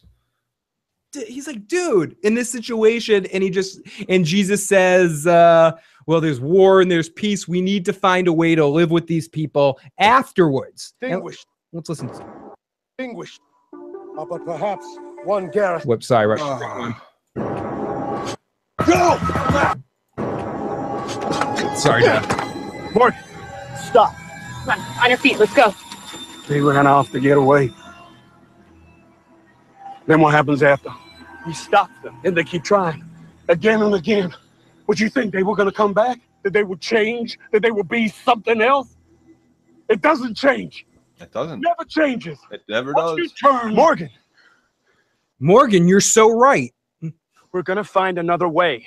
No, Morgan, we're not going to find another way because this is stupid. You should kill these people right now because they're trying to escape and run away and rejoin Negan's force and come back after you and kill you again. These aren't people that are going to ever want to live with you and play Tea Party. I'm not saying every fucking savior is going to be this, but these people were 2 seconds ago trying to shoot you and fucking kill you. And they're not trying to, like, submit to you because they want to like live a better life in this situation. They in this situation want to find another way to kill you because they are Negan, and there's a lot of deprogramming that needs to go on, and that can't start till you kill Negan, which you had a chance to do 2 fucking weeks ago and you didn't. Yep. And here's the thing on top of that is when you're in a group of 20 people and they're your brothers in arms, right, who are supposed to fight and die with you, and you come out from around the corner and you got your guns drawn and half the people go, oh, yeah, we give up. Now you have a choice as a loyal soldier, as someone who has completely bought into the Negan way or whatever side, conflict or whatever group that you belong to. You have that choice.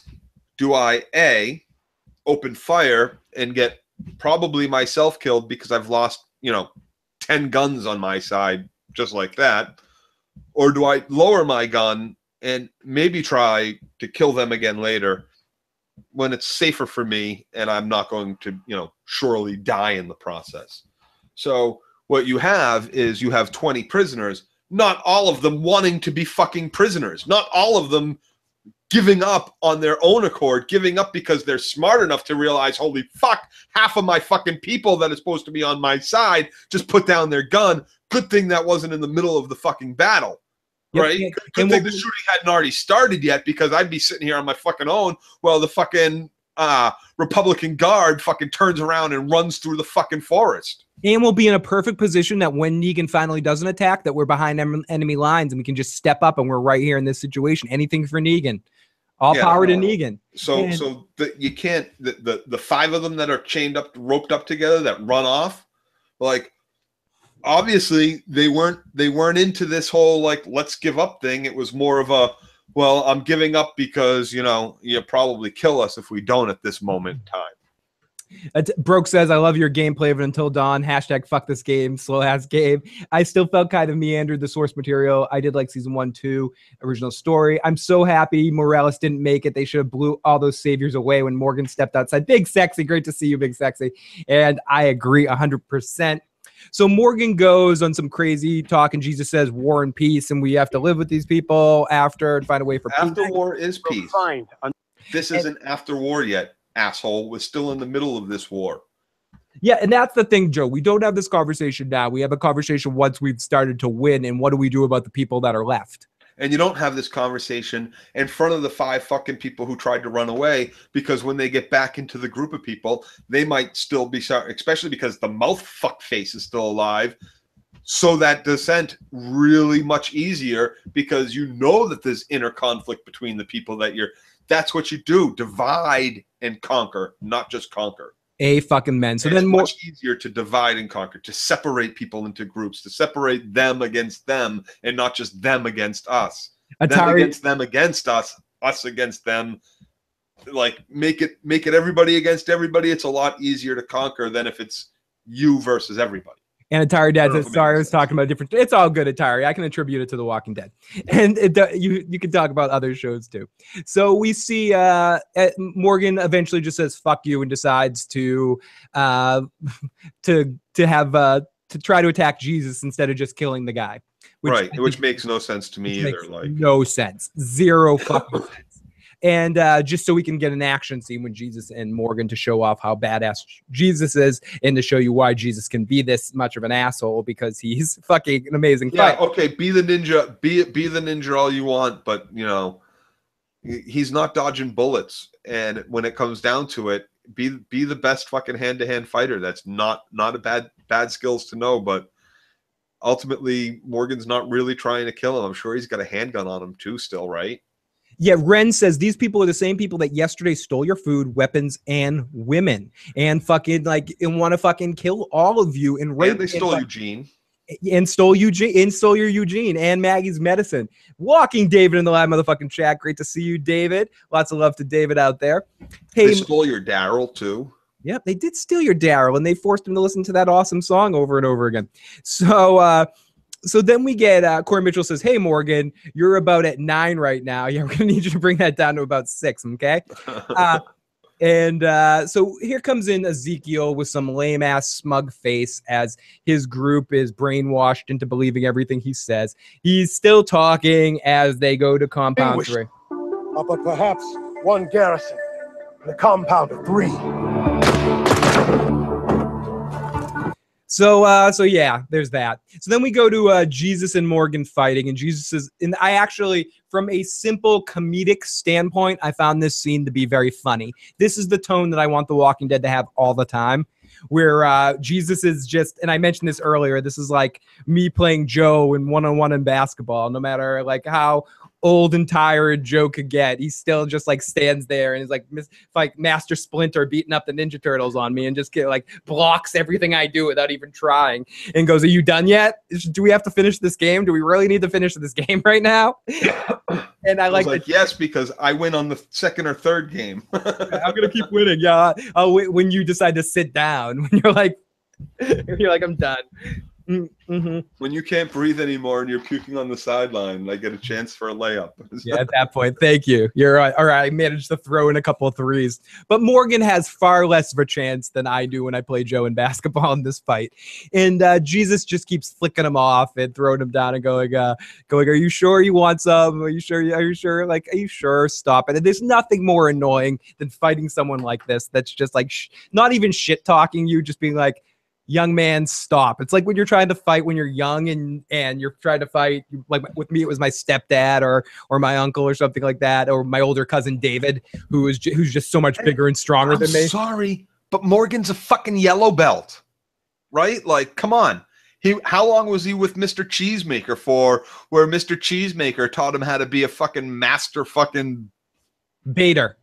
A masturbator. That's all. That's all the cheesemaker. Like, he knows how to swirl it and swing it a little bit, but like honestly, he's like it goes white, yellow, orange, or some shit like that. Maybe he would be like the equivalent of like a yellow belt at this, like. In Jesus is like a 3rd level black belt or something. Just yeah, like I don't understand why he attacked Jesus instead of just having the resolve to Daryl up there and just shove his spear through the dude's fucking face. Exactly. This was stupid. This was futile. It made no sense except to have 2 main characters have a fight. And it seemed forced, and it was more forced than anything we got with... it all seems forced. The whole debate about, do we keep the prisoners? Do we kill them? We're not executioners. Well, all of it seems very forced. It seems very like we need to explore this aspect of human nature and whether or not it's right, and we'll let the public debate, whether or not you kill prisoners of war. No, you don't kill prisoners of war, but you don't take prisoners of war, right? Not in a war like this. Right? Like that's the thing. There's no need to even take them as prisoners in the fucking first place. They came out from around that corner with their weapons in their hand, with their weapons drawn. No, they did not give up. They did give up, but like they shouldn't have even had the option. You didn't give the option to anybody else at the beginning of this conflict or the last time you tried to kill Negan. You give Negan a countdown now, but the last person that said, "I'm Negan," you just shot in the face. Boom, done. Mm-hmm. Boom, done. Right? Come on. In this universe, in this world, in this war, that's how you're supposed to be fighting this. So then we go back to Rick and Daryl, and they get some smoke screen, which can block all bullets on good guys, and they can see through the gas, but no one else can. And we see Aaron yelling that he's here. So then we go back to Morgan continuously pissing in the wind in this fight. And then finally he puts the stake to Jesus's throat, And Morgan says it's all over, and the crew comes around to finally start watching what's going on here. And they were standing there 2 seconds before when that fight started. I thought they had already come up upon them. Like, didn't they? For me, I'd have to rewatch the episode. I didn't see them till this moment right here. I thought they came up upon them once already, and then Jesus and him start fighting, and all of a sudden they're like way the fuck off in the woods somewhere else. I'd have to rewatch having like treetop fucking crouching tiger ninja battle. Like, and where were the saviors that they were trying to bring with them? Did they just they just stood there in the off to the side? They weren't even in like. Atari Dad says, I think they escorted the prisoners and then they came back. So that might make sense. Oh yeah. So while our two friends, the two most leadery of us all are fighting to the death, let's get these prisoners back up to the truck real quick. Priorities, Joe. Priorities. That fight when we come back, rather than trying to separate them, rather than trying to restrain Morgan, who's obviously gone full fucking clear mode at this point. Not quite full. He's half clear. He's halfway there. I don't know. He seems to snap out of it and go, "Huh? What just happened? Yeah, what just happened? What? I may not be right. Yeah, no, we think you're definitely not. But I'm not." And then he has like a moment of clarity, like he remembers what he was doing. But I'm not wrong. Right. Like, oh wait, do you remember what just happened or not? How fucking crazy are you right now, Morgan? Because we might have to pull you out of the game for a few and send you back to Alexandria to chill with the children there. Yeah, or go do a stage show. Or Lenny James has to go do a run on stage to be off The Walking Dead. He'll be back in a few weeks. So let's continue on here. We get a lot more. Then the one last stop is Hilltop. We see Enid, see Gregory coming down the road, and Gregory's knocking on the door. Open the gates. No. I need help. Fuck you. I've been through hell. And you're a piece of shit. You deserve to be in hell. I know you're in there. I know you can hear me. Yeah, we can hear you. You can go fuck yourself. Bang all you want. The zombies will eventually come. You dead. Why would you even crack the door? So this guy who ran away on the eve of the battle to go most likely rat on you to Negan, right? Most likely. One of your war wagons, right? You don't automatically think he's been sent to go knock at the door and there's a whole bunch of fucking soldiers in the tree line because you're completely fucking naive and completely fucking stupid for opening that gate, even a crack for this piece of shit. Yeah. Period. And then you catch him in a fucking lie during this with the guy that was right there that reported on it in the first place, listening to the fucking lie, and then you still he lied on me. He lied. He tried to say that I was feeding you bullshit lies, and you're still opening this door to let him in. Stupid. Anything he says can get any one of us fucking killed or turned on the other. No, that door doesn't even crack. Fuck him. He's still put a bullet in him. Put a bullet in him. Bullet in the back of his fucking head. Wander into the fucking woods. That fucking whiskey stealing fucking I'm king of the fucking hilltop bullshit. Fuck you. You piece of shit scumbag fuckface. Fuck you. So, and let's listen to more of this fuckface. I told him to oil it. And yeah, I forgot to mention Morgan goes on. I told them to oil it. Why didn't you go out and fucking oil it, you piece of shit? Where is he? I don't know who that is. Yeah, I don't know who he is. What a fucking piece of dog fuck. Oh, it was just there. So what are you doing here? And that lie won't come back to bite him when Gabriel gets out of this shit. I built this place. Yeah, Atari says you built this place. No, you told someone to build it. I told them to oil it.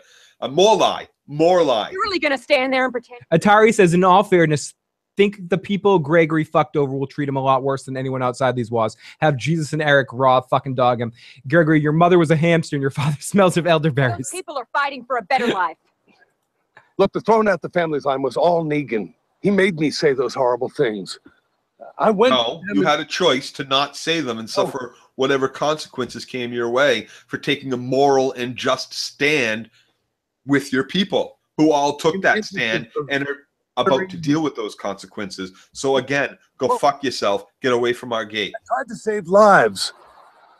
You tried to save your life. Without again, opinion, get away from the gate. Colored by a preoccupation with vengeance.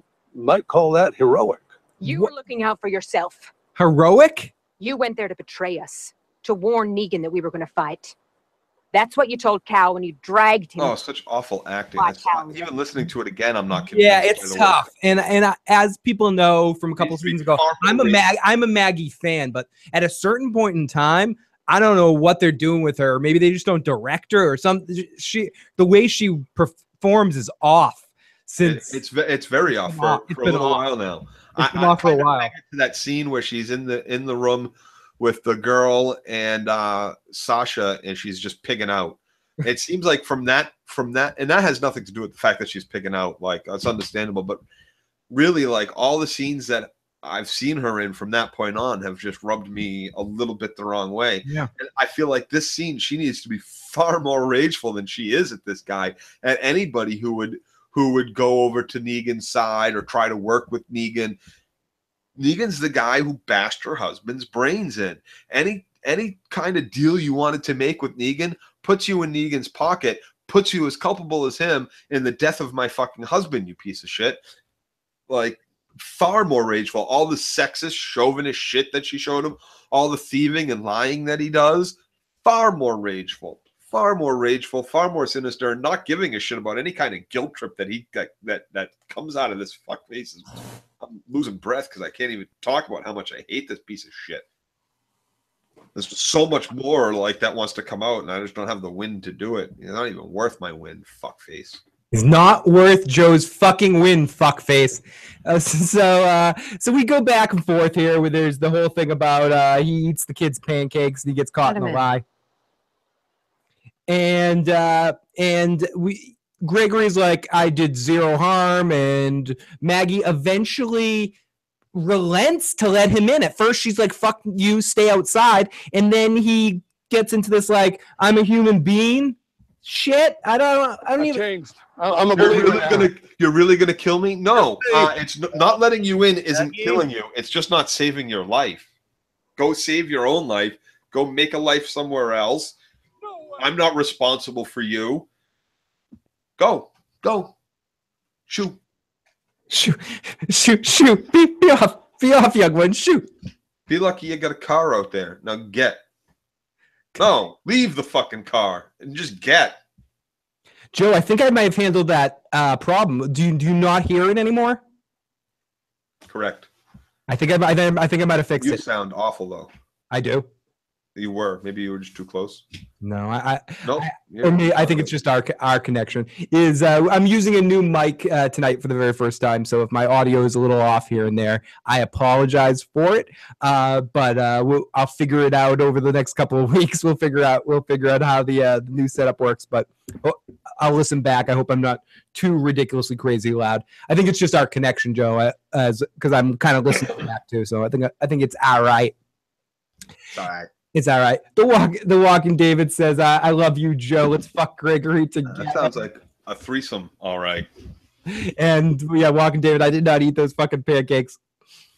So Enid's like, Maggie, I think we're doing the wrong thing. I think we need to fucking kill this motherfucker. Like, why are we keeping him alive? This is fucking stupid. Yeah, very stupid. Even like opening the gate, the crack was stupid. Opening it enough to let him in is stupid.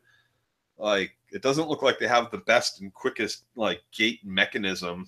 Like, it's hooked onto a broomstick up top. That's how he opens and closes it.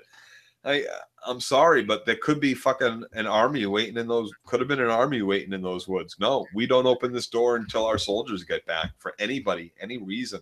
It's just stupid. So and let's talk to Enid for a second here. No offense, Jesus, but I kind of agree with that prick. Oh, yeah. So Jesus eventually comes back in here, and Gregory immediately gets all high and mighty. And Monster! Gregory, no! This is Gregory Monster! Gregory might be an asshole, but he's right here. Monster! Gregory, no! This is not a sanctuary for killers. We put in the safety of everyone in jeopardy. Get out of here. I know what they are. I have stared into the face of... Gregory! He's one of them. You're one of them. Exactly. He's one of them, and he doesn't want to be in a position where he's forced to like reveal himself, or having people that are eventually going to get back to Negan and say, oh, he was kissing these people's asses or some shit like that.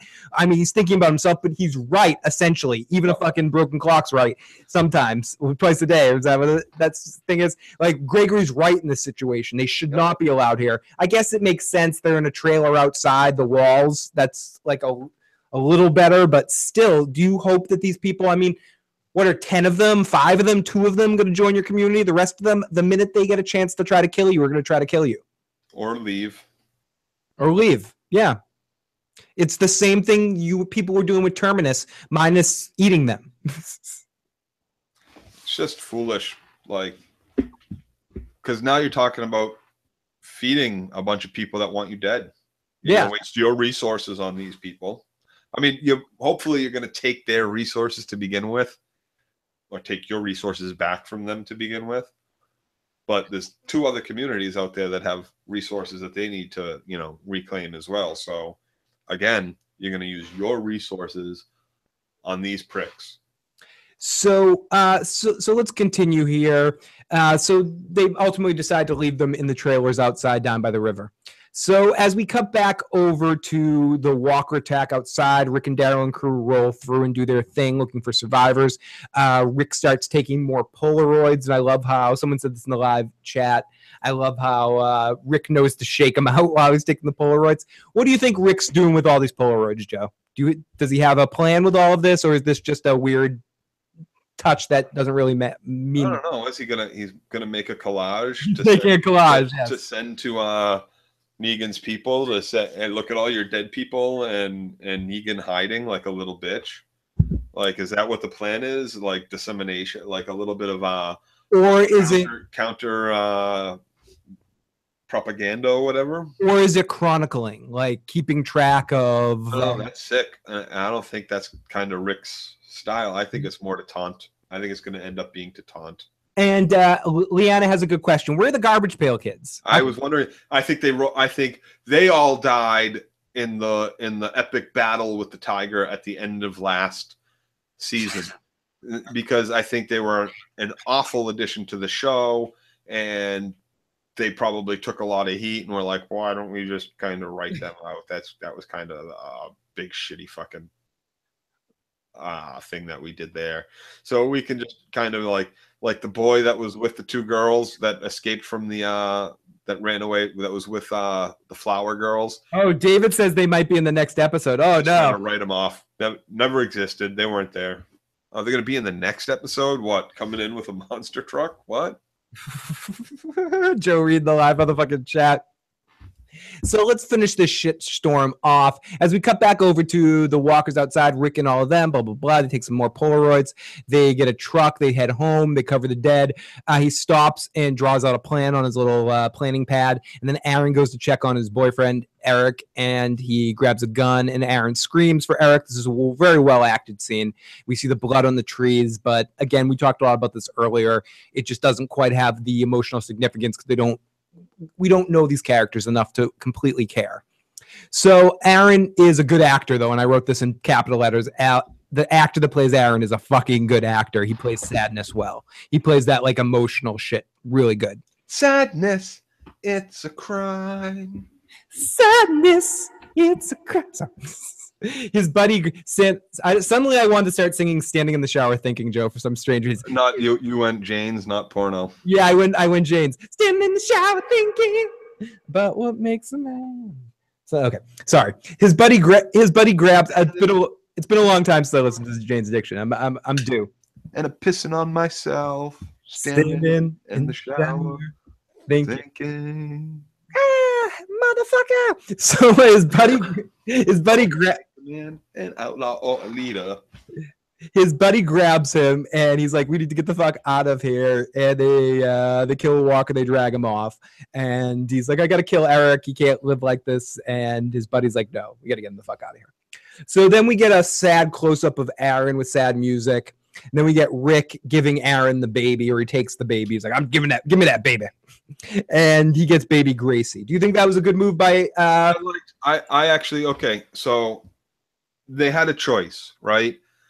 Do we do the same cliche bullshit that we do every time someone loses a fucking loved one on The Walking Dead and have Aaron go and be fucking all moany and pissy and bitchy about it for the next 5 episodes and like have 4 different characters come and try to talk him out of it and cheer up and life goes on and all this fucking bullshit? No, they didn't do that. Thank God they didn't do that. And they made it something to live for and not something to die. They made Eric's death something for him to live for and not something to die over. And I really like that they did that. I like that they wrote that part the way they did. And I really liked the way that scene played out. Katie really liked it too, how it was all these men with the little baby, Daryl and Rick, these hardened killer, you know, and even Aaron, and was there someone else? I think there was a 4th guy too. And they were all talking about what they're going to do with the baby. And, you know, I'll take them. We were going to go to the Hilltop and live there because we like it a little bit better. We needed a change, and we wanted to help Maggie raise her kid and be uncles. So hey, now I can raise Maggie. I liked it. I liked that it was something for him to live for, and not. They didn't bring it to that like we've done that. We've done that over and over and over again. I think this is one of the first times that somebody's lost someone and used it as fuel to go on and to live. Yeah, and not that same Sasha bullshit. You know, right. That same Sasha bullshit. The same Sasha bullshit, the same Rick bullshit, the same everybody that's lost them. Andrea bullshit when her sister died. Beth when, I don't know, Beth. First Officer Michael's shit. Yeah, totally. First off, I mean, Sasha. Same situation. And Leanna agrees with you, best part of the episode. And no, I definitely did the end part of this episode. I thought from this point on, the episode actually turned out pretty good. So baby Gracie, and from this point on, the episode, I think it was great. I know it's only 2 scenes, but I like both these scenes. Rick and Daryl talk about how Rick and Daryl talk. That's the plan. And they get shot, and they find one guy, and one guy is alive. Browning 50 caliber guns here. We did for a while. And this idiot comes out. They got sent to another outpost yesterday. Which one? Rick gives this kid his word that if he gives up the information, he'll be let go. And for anybody out there who decides that Rick did not come through on his word, Rick sure did come through on his word. Rick didn't kill him. Yeah. Daryl didn't give his fucking word. I didn't give my fucking word. Give all the words you want, Rick. You ain't my fucking king. You ain't my fucking commander. And just because we're in this shit together doesn't mean you get to make all those decisions. Fuck him. He dies like all the rest because I ain't letting him come back to shoot me or to shoot you or to shoot your little fucking baby. So fuck him. He just shot at you with a fucking bullet, you benevolent fuck. Kill that bitch. It's like Joe. Betty didn't mute you. I did. Betty will never. Betty will never. I promise. I promise. Betty will never mute you. Or my engine. I will never press that button with my finger. Pick up the kitty and put the kitty on. Yeah, I will never. I hit it with the roach clip. You're mute. Right, exactly. Like Rick didn't promise. It wasn't up to Rick it wasn't up to Daryl to fulfill Rick's promise. So Daryl says no more Rick speeches. Stop it. So Daryl ends up just shooting this guy. I said it a couple of times. I fucking love Daryl. Someone's listening. Daryl. Norman Reedus must be listening to the podcast. He's like, I don't want to disappoint Joe Dirty Locks anymore. Can I just start killing people? Well, here's the thing. Are they doing this? I'll be right back, Joe. Are they doing this with Daryl so that they can make him seem like he's not this human character anymore to make it easier for the audience to be okay? So there's less people out there who are like, if Daryl dies, I leave. Like maybe if they harden him up and make him a cold-blooded killer, there won't be as many people upset if he dies. Wrong. This only endears all those Daryl lovers that much more. His resolve, it's not cold-heartedness, in my opinion, in this situation. It's being done for reasons, like so it would only make it worse. It only strengthens the fan base and around Daryl, and probably because Walking Dead has that plot armor thing, it's only going to shine it up for him even more. Yeah. So Rick's and Daryl asks, so Rick kind of gives him a look like, what the fuck did you do? And Daryl's just like, what?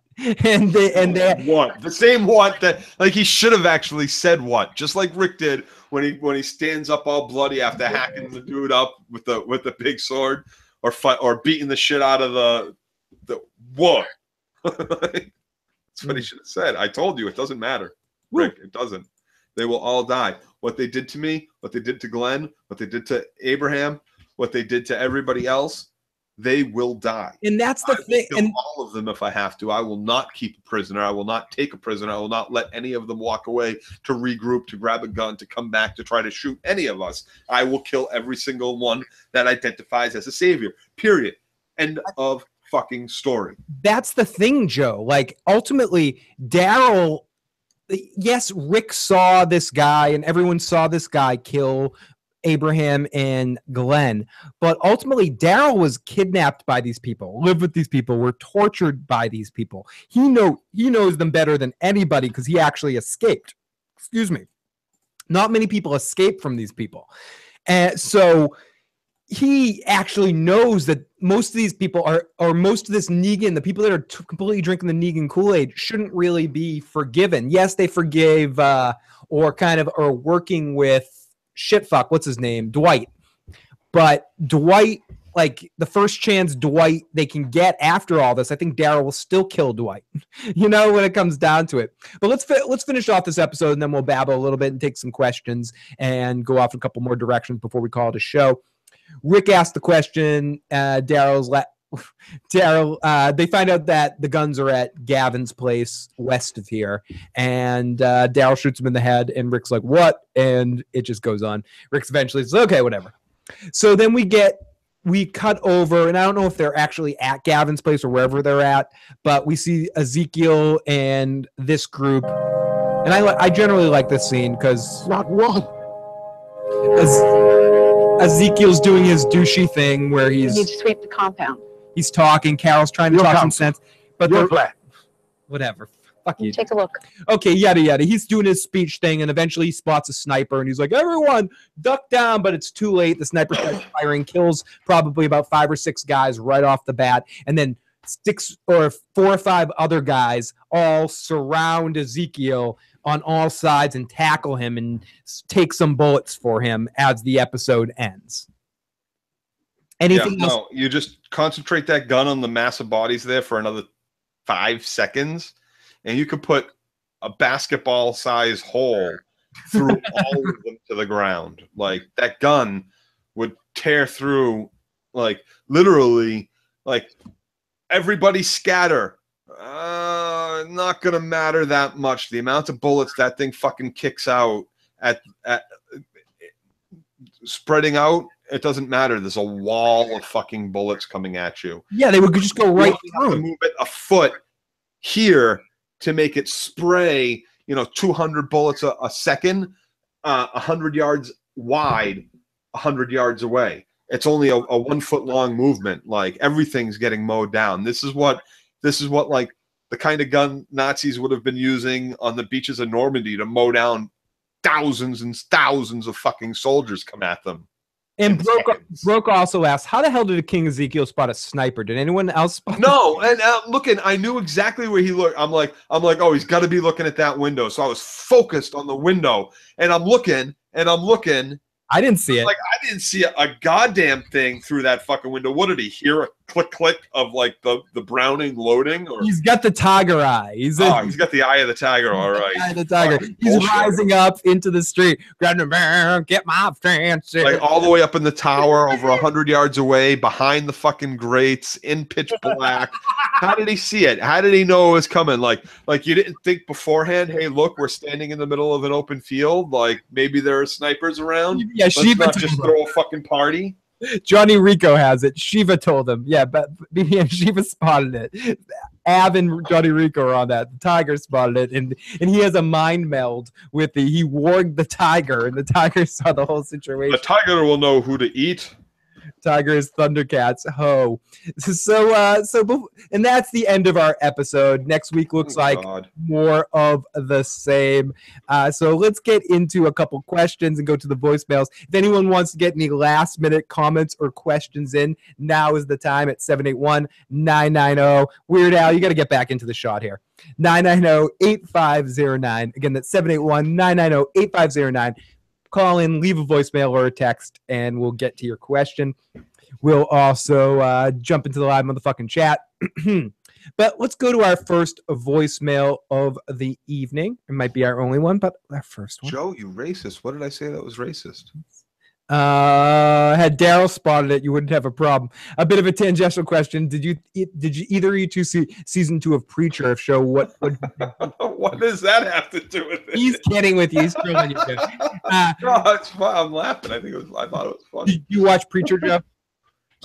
You know what? I watched season 1 and I watched about three quarters of season 2, and then I was just like done.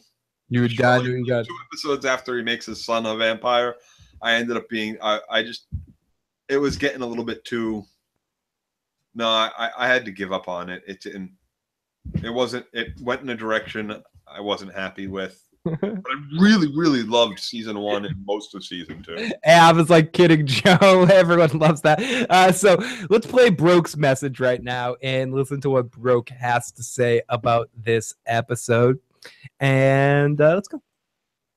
Hey, Phil and Joe. Broke Blackman 94 here, and I'm not gonna lie, I enjoyed the episode. You know, I'm probably gonna be the only person freaking loving this episode. I can bet freaking Joe hated it. If Joe didn't hate this and love this episode and effort, I gotta donate to the freaking super chat. But hey, damn sorry for too busy just topping off the Walking Dead. I think I forever will be. Yeah, but then again, I'm always known as a slut. But not gonna lie again. Like, there's only one thing I'm like confused. Like, is Eric dead or is he not? Because the black dude was like, that's not Eric. But I don't know if he meant that like it's a walker because Eric. Yeah, I think that's what he meant. Is dead, or maybe Eric got up and somehow gained the powers of the Speed Force and like went to the freaking kingdom, and then he got healed, and then he just came back and was like, hey, I'm all healed up. He found Wally West somewhere who brought him over to Jesse Quick, and they eventually went into to the Speed Force and secluded themselves in that. Yeah, I'm totally feeling you on that one. And then they found their way over to Earth 4 and went to a ball game there. But Gregory, even though I hate the dude, he was kind of hilarious, you know, just him begging for his life. So hell, by all means. Like, Morgan, he obviously won, you know, that fight with Jesus. I don't care what anyone says. Jesus was just dumb enough to hand over that freaking stick. But, like, the Morales situation, they really answered that very quick. It's like, why would they bother to bring him back? Just for that snippet alone, saying that, oh, you could have killed me, but then we don't know if Rick would have killed him because Rick didn't really kill that Sid at the end. It was all freaking Daryl. Daryl just coming in saying, like, oh, I didn't care. Freaking, like, he didn't, like, Daryl kind of knew him like a little bit longer. Oh, sorry. Whoops. I gotta get back to Brooke's message. I'm like, nah, fuck Brooke's message. You can fucking eat a dick. Hey, Phil and try to fast forward kingdom, and then he got healed. So hell, by all means, I'll have to hand over that freaking stick. But like the Morales situation, they really answered that very quick. It's like, why would they bother to bring him back? Just for that snippet alone, saying that, oh, you could have killed me, but then we don't know if Rick would have killed him because Rick didn't really kill that Sid at the end. It was all freaking Daryl. Daryl just coming in saying, like, oh, I didn't care. Freaking, like, he didn't, like, care. Daryl kind of knew him, like a little bit longer than freaking Rick. So it's like, I don't know. Like, Daryl doesn't really give zero fucks. But now we kind of know that freaking Daryl was wrong, saying, like, oh, Rick is not going to, like, rub out all this is fly. Rick is going to basically all those prisoners live. Just like how Maggie just let them all in. So it's very interesting how this is really going to all play out, though. But, yeah, this is very what I got to say. Maggie, you just let them all in. You see that guy right there? That's the one that bound Daryl's hands. You see that one right there? That's the one that handed Negan the bat right before they left the compound. Yeah, they deserve to live, don't they? Sure. Don't worry about it. Don't worry that they are all pretty much. They all were in that circle around your husband, holding guns to them while they were on the. You too while you were all on your knees. What, don't you remember? Oh, you didn't see them because they were standing behind you, but you knew they were there. That's them. That's the people that you just fucking let in through your gate. Are you kidding me? Are you kidding me? These are the people who don't care, who are like, yeah, I will do unspeakable things as long as I get to live. Sure, sounds good. Fuck any kind of moral sense or moral obligation. That doesn't exist anymore. No, it still does. There's still like right and wrong. It just so happens to be a little bit looser. And I'm sorry, Negan's way is not the right way. Now, at this point in the season, do you think we talked a little bit about this earlier? Do you think we're going to get a conclusion of the Negan thing? Could possibly Gabriel kill Negan? I don't understand why he didn't. Could someone better be wearing this shit, man. What the fuck was that? Oh, yeah. Shoot first, ask questions later when you're fucking surrounded by 1,000 fucking zombies and you're hiding in a fucking hostile territory van of someone who's threatening you and your people with a spiky fucking baseball bat. Kill that motherfucker. You have a gun, you fucking ignorant cock fuck. Fuck bitch. So everybody, we're not going to quite wrap things up. I'm going to harass Joe for a little bit longer. He's the here. Q-tip they use to fucking culture a penis. That's what fucking Gabriel is. How to earth did Blind Melon long hair live after Benjamin killed off? I would snatch Eugene, imprison him, and bite off their nether parts. Love the total cop-out that the show used to have to blow their budget on Medusa's hair effect just to shave her head. Oh, we're talking about a different show right there. I think that the war may end before the season ends. The way Kirkman talks about the upcoming crossover. Yeah, the second half of the season, the war will be over. The second half of the season won't be all-out war. So you think the war ends at the first half of the season? At least the war ends. But as far as the Negan shit wrapping up, I got a feeling Negan ain't going to go nowhere for a long-ass fucking time. And that's just straight bullshit. Change it up enough. Change it up enough to keep your fans fucking guessing. You have characters that don't exist in the book, so you killed off other characters that do exist. You got characters that were supposed to be dead from season 1 that have made it into, or season 2 that have made it all the way into season fucking 7 and 8. So why not fucking change it up enough and get rid of this fucking asshole? Oh my goodness! Make your fans fucking happy. Keep us fucking guessing. No, well, I just want to say something. We only have 3 more episodes left. This was the halfway point. We have 3 more episodes. The first half of the season ends November 26th. So next week is called Some Guy. The next episode after that is called The Big Scary. And the final episode of the season is called The King, The Widow, and Rick. I wonder who they are. So Joe, you're unfortunately not going to be with us at the season finale on November 26th. So next week on the episode Some Guy, unless schedule conflicts interfere, on November 12th, I'll be joined next week by Tony Teflon to do the recap next week.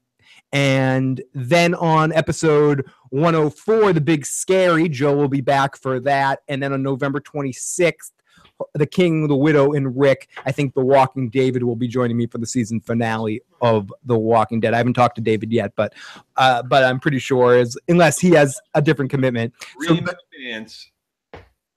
I know he'll love that. Oh, David says I must make myself available for the finale. So David will be joining us on November 26th.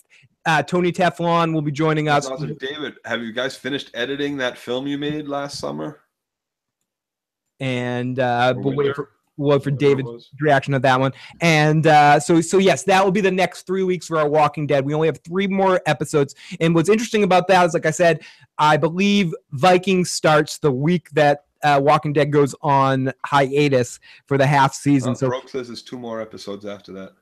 Oh, there are 8 episodes in the first half. Okay, I'm sorry, I'm wrong. There's only 6 listed right now. So there's probably 2 more episodes that are just not posted what the titles are yet. So there are 2 more episodes. So I'm wrong. I'm an idiot. There's 8, not 6. Don't listen to me. So then we'll be joined by someone. Joe will be back for episode 7, and then someone else will be joined for episode 8. Or David will be back for 8. But either way, the next 3 episodes, Tony will be with us on the 12th, Joe back on the 19th, and then David on the 26th. Awesome. So So I'm wrong. Don't listen to me. I'm going by the titles that are listed at this point. So I also want to read a message from a new subscriber. Catagate H says, and it talks good about us, so I just want to read a bad one too. That's a Viking fan right there, huh? Yeah, a Viking fan. So first of all, let's read a bad one first, just to counteract the good one. Awesome. I like a bad one. Yeah, you guys suck. Stop bitching all the time. You fucking suck. No, you people like to bitch about every little thing. Look, it isn't a movie. It's a TV show. I don't see why it's a bad. So it should be bad. So because it's not movie caliber. Hey, if it was a movie and it sucked, you'd be okay with saying it sucked. But because it's a TV show and not a movie, you're fine with it sucking. You're fine with them insulting your intelligence. You're fine with them writing lines in with such fucking caliber, like, I've got nothing to lose. Are you kidding me? Come on. Now, just to be clear, this isn't. Be. You are better than that, whoever that was. This isn't from Catagate. We're just going to say that this person's name is MD. So you people sure like to bitch about every little thing. Look, it isn't a movie. It's a TV show. I don't see why it's a bad show just because it doesn't go your way, Joe, or just don't like certain characters. The show's made for the fans of the comic, not the casuals who expect perfection from every single episode. Hello. You're gonna break. What is this? Hello, fan of the what? Fan of the what? That's issue number 2, 9.2. And plus, look at right there. All 3 fucking compendiums right there. Fan of the show. And no, it doesn't always have to go my way, but it would be nice and life would be better for everybody. If everything went Joe's way, life would be better for everybody. The show is made for the fans of the comic, not casuals who expect perfection from every single episode. Fan of the comic. The writing, acting, pacing, and entire vibe of this season has so far been top-notch. So people, please stop making stupid, redundant comments about how the show sucks in your opinion. It's going to be around for a long time, so get used to it. Your butthurt comments and input about the show doesn't matter. Now, this was addressed. Someone wrote back, did you watch the video? He liked the episode. And the reply was, yeah, I watched it. I was talking about the comment section. So sorry to you. I know you're not talking about us directly. You're talking about in general complaints. But here's the thing. I just want to show both sides of it here. Here's the thing. Like, if you're gonna sit there and say your crappy comments mean nothing, what the fuck does that mean then? What the fuck does your whole comment mean then? You're gonna shitbag on people who are shitbagging on something that they used to love or want to love because their opinion doesn't agree with your opinion, and then say that their opinion doesn't matter. Then what makes your opinion that much more matterful? Like, matterful. You just made up a word. I like that. We make up words here on the Issues. We make up words here on the Issues program. Derek, I was wrong. There is 16 episodes this season. There's only 6 listed for titles so far, so it isn't. I messed up. So there is 8 episodes in this first half. So it goes a little bit into December, the beginning part of December. Maybe there's. Yeah, no, so it probably goes the first couple weeks of December. Like, I try not to shit on people's opinions, right? I hope I really wasn't shitting on an opinion there. I was just kind of trying to understand the opinion a little bit. But get away, Joe. I like to shit on. I like to shit on the actual work that we're looking at. Like, so anybody can have their own opinion. You can love this show and that's okay. That's completely okay. But I say it can be that much better because the source material is that much better. So if it can be, and you have writers and artists that are as good as they are, actors that are as good as they are, producers and directors who are as good as they are, and writers that have pre-written source material that's this good, it should have maintained a level of excellence far above what it is. The problem it doesn't have to be trite and pedantic or just like handed to you in its dialogue. The problem is that there's no second time I said this term, no checks and balances. When the show is no threat of being canceled, no threat of losing like yes, it's losing viewers, but it's just not appointment viewing anymore. It's something that a lot of people, even in its, because I think if I wasn't watching it week to week, I wouldn't have as big of a problem with it. If it was sort of like pushed off to the side of a show that I'll binge watch that at the end of the year. It wouldn't matter quite as much, but the fanfare that this show has gotten over the years and how big it was, it's a victim of its own successes on some level too. And the fact that it doesn't challenge itself to constantly get better. It just is trying to keep these characters together as much as possible and just kind of spin its wheels. And I think that's its biggest problem. It lost its balls. Anyways, so to counterbalance the negative comment, let's read Catagate H's comment, who's a new subscriber. This has to be one of the best brutally honest podcasts I've ever discovered. Oh, how I wish I discovered this channel 2 years ago. Love that you two don't hold back on fair criticism and love your sense of humor. You have no idea how hard it is to be honest and give The Walking Dead fair criticism on other Walking Dead channels. I'm called a troll or a hipster, Walking Dead hater, etc. Like the moment a fan, in my case, criticized The Walking Dead Season 7 fairly, oh my fucking God, I actually got banned from someone else's channel for making excuses that The Walking Dead is great and a circle jerk channel. I'm glad I found this channel. I binge watched all your Walking Dead reviews and let me something fill the season 6 finale rant. You guys were fucking awesome. You people in the motherfucking chat nailed my thoughts and feelings and anger opinions. Thank you.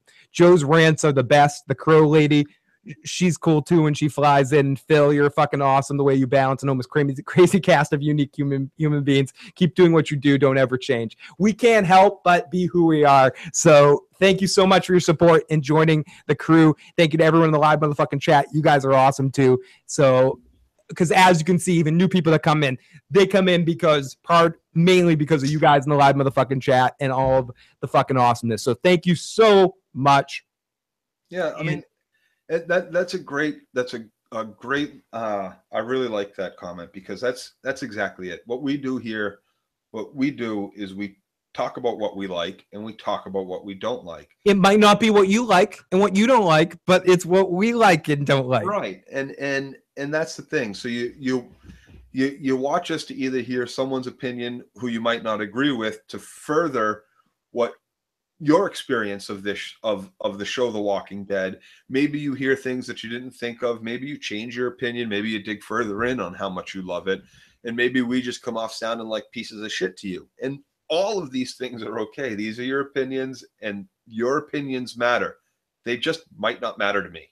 Yeah, and exactly. And we appreciate you guys tuning on in, even if you tune on in to be like, you guys are full of shit, we disagree with you. We appreciate all of that. We appreciate you letting us know in the comment section, in the live motherfucking chat, when you disagree with us or when you agree with us. It's fucking awesome. So I love it. I love it when people disagree with me, because it makes me think harder about how I'm going to convince them that they're wrong. Yep. So everybody, thank you so much. Joe will return in 2 weeks, but hopefully we'll get Joe on the podcast before then. On me and him are due to do some like midweek type shit. Yeah, we were gonna do like a top movie bad guys podcast like 10 years ago. I got some good ones. Yeah, we should do that one soon. And if anyone's here just for the Walking Dead discussion, everybody, thank you so much for tuning in. Love you guys. Please hit the subscribe button, the like button, and share it with your friend. Help spread the channel. Thank you so much, everybody. Talk to you soon. Peace. Okay, Joe. We're still on the air here. Yeah, we are. Yeah. It's behind the scenes stuff. I know you're eventually going to want to run off in a second here to get a sandwich, but have you been watching any of the newer Netflix series? Have you watched what is it called? The serial killer one, or Stranger Things season 2? I'm gonna tell you something, Phil. You want to know what I watched? What did you watch recently? You know what? You know where I am? I am on the second to last. Is that called the penultimate? Penultimate, yes. Episode of season 2 of. I'll give you 2 guesses. 2 guesses with no hints? No hints. Penultimate episode of season 2 of what? That you can get into this. I don't know. I have no place to. Okay. Is it? Okay. We'll give Phil the first guess, and then whoever wants to throw it in the chat, we'll pick one from there to be the next guess. Can I ask 3 questions? You can ask 3. Okay, we'll play 3 questions. Okay. Is this on Netflix? No. Is it? I'm watching it on a streaming service. I'll give you that, but it's You're watching. It's not a Netflix show or a streaming service show. So it's not a streaming service original. If that's what you were getting at, it's a network show. Correct. So that's not the same. That's not. I know that wasn't a question. So is it a new show? Is it like I said, I'm on season 2. Okay, no. Yes. So yes, it's a new show. It's still making episodes. Yes. Okay. And lastly, is it a comedy show? No. I have no fucking clue. Oh, I should have asked, is it an hour show or a half an hour show? Is it an hour show? You had 3 questions. Fuck you. Is it an hour show? Yes, it is. I don't fucking know. You're watching Shameless. No, I already watched I watched up to like season 5, and then it just premiered tonight. That's why I'm saying the new season. What show are you watching? Let's get the live chat. Is anyone in the live chat? My Little Pony. Okay, wait. We got a My Little Pony. The Expanse. The Expanse. Any other guesses out there? Any other guesses? Any? Going once? Going twice? Have you watched Stranger Things season 2? I did watch Stranger Things season 2. Okay, don't say anything about it. You ready to do a podcast about it? Yeah. Okay, sometime this week or early next week, let's do a podcast on Stranger Things. Bob didn't have bitch tits. That's all I gotta say. The 100, Joe. No, I haven't even watched one episode of that. That reminds me of Supernatural, Joe. Nope. I've watched like that's still making episodes. But I'm like deep into that. The Flash. Nope. That was a good guess, Phil. That was a good guess. Okay, so the good guess. So is it a CW show? No. Is it a superhero show? No. But it may well be. It's not. No, never mind. Never mind. Okay, I give up. What show is it? Fear. I've never even heard of Fear. Fear the Walking Dead? The Walking Dead. Oh, you're watching season 2 of Fear the Walking Dead. I've heard it gets better. That's why I did it. The chat told me if it makes you feel any better, it's way better than The Walking Dead at this point. That's what Stephanie feels. So I decided to watch season 2, and I got to tell you, I think season 2 is fucking trash. Episode after episode, I'm like, what the fuck? What the ever living fuck? Really? I mean, they're all smearing blood all over themselves. Thank you for. But it's like just a little on my forehead and cheeks and on my arms, and I'll be good. The zombies won't notice me anymore. If that were the fucking case, anybody who's been in a fight with a fucking zombie and got a sprayed with blood would never have been in fucking danger. This is fucking like, are you kidding me? Like they half-ass it. Like, yeah, okay, great, they're playing with it. And I remember people saying like, oh, Joe, they do a lot more with that in the Fear the Walking Dead. They half-fucking-ass it. First off, they're like, okay, we don't want a single episode in the first 5 where Nick isn't like completely covered in fucking blood. And then they're just like, all right, people will understand what we're doing if we just smear a little bit on their forehead, give them football streaks under their fucking eyes. That guy's fucking son is a piece of shit. Like the fucking other kid, the only person I could possibly fucking relate to is the fucking sociopath rich guy, which I don't even know how I relate to the rich guy or the sociopath part, but Victor's the only fucking one I've related to up to this point. And until like maybe the last episode and a half with the daughter who's starting to make Atari a little bit of sense. You got to keep Nick's actor photogenic and stuff like that.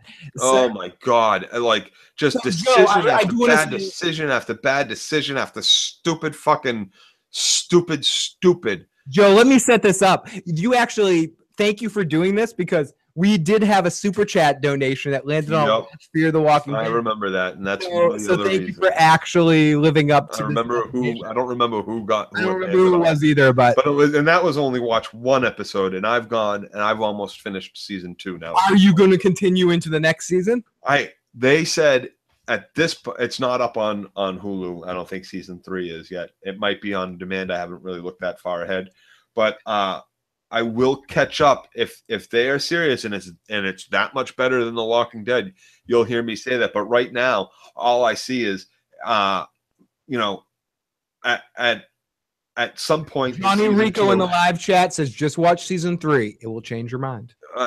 That's what I will end up doing that. But like the first part of season 2 here, when they get to like the mansion with the woman who's keeping all the zombies in the fucking basement, that's fucking Herschel's farm, completely 100%, right down to the should we stay or should we fucking go bullshit. Like, and then like, the fucking mother is like, somebody says gringo with ratty hair, and I know that I left my son somewhere 100 miles away. 100 miles away. Nick walked 100. Tijuana, 100 fucking miles.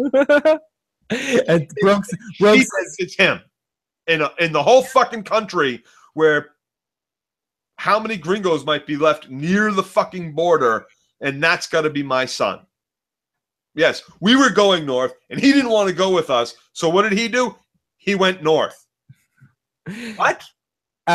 Broke says it doesn't get any better. Atari says, I gotta say, mid-season 3 premiere of Fear almost made me stop watching. So many bad decisions in this episode, especially Nick. We'll get into that. Fear the Walking Dead sucked, but you're gonna keep watching it at this point, Joe, just because you've come this far. They're gonna do you've heard about the crossover that's happening. I haven't. I've vaguely heard about it. I've heard rumors about it. Here's my thing. I don't want to say I'm going to keep going. I will watch up to season 3 and whatever. Like if halfway through season 3 I decide this, like I think they're starting season 4 coming up after. Yeah, I believe so. So if I get halfway through season 3 and I'm still like, wow, this is just as poorly written, just as many stupid fucking character decisions, like right down to the dad's. Maybe we should eat the fucking eggs. Maybe we should all be eating the eggs instead of the fucking chickens. Like 2 scenes later, yeah, we're done eating the chickens. We're leaving. And like, oh my fucking God. Like the kid steals these people's fucking food and water and runs off, and they drive away. And these fucking 3 meatballs track them again on open road. How many miles? In what directions to find them camping out in the middle of the fucking woods? I know you stole our food and we got guns in our hand, but come out and you'll be safe. Yeah, let's do it. That sounds like a plan. That sounds like a great plan. Douchebags. So let's play a song that we have from our buddy Hannibal. So let's play this song. Thank you, Hannibal, for all your fucking support for the channel. You're a fucking awesome dude. And let's play Hannibal's song. Play it, motherfucker.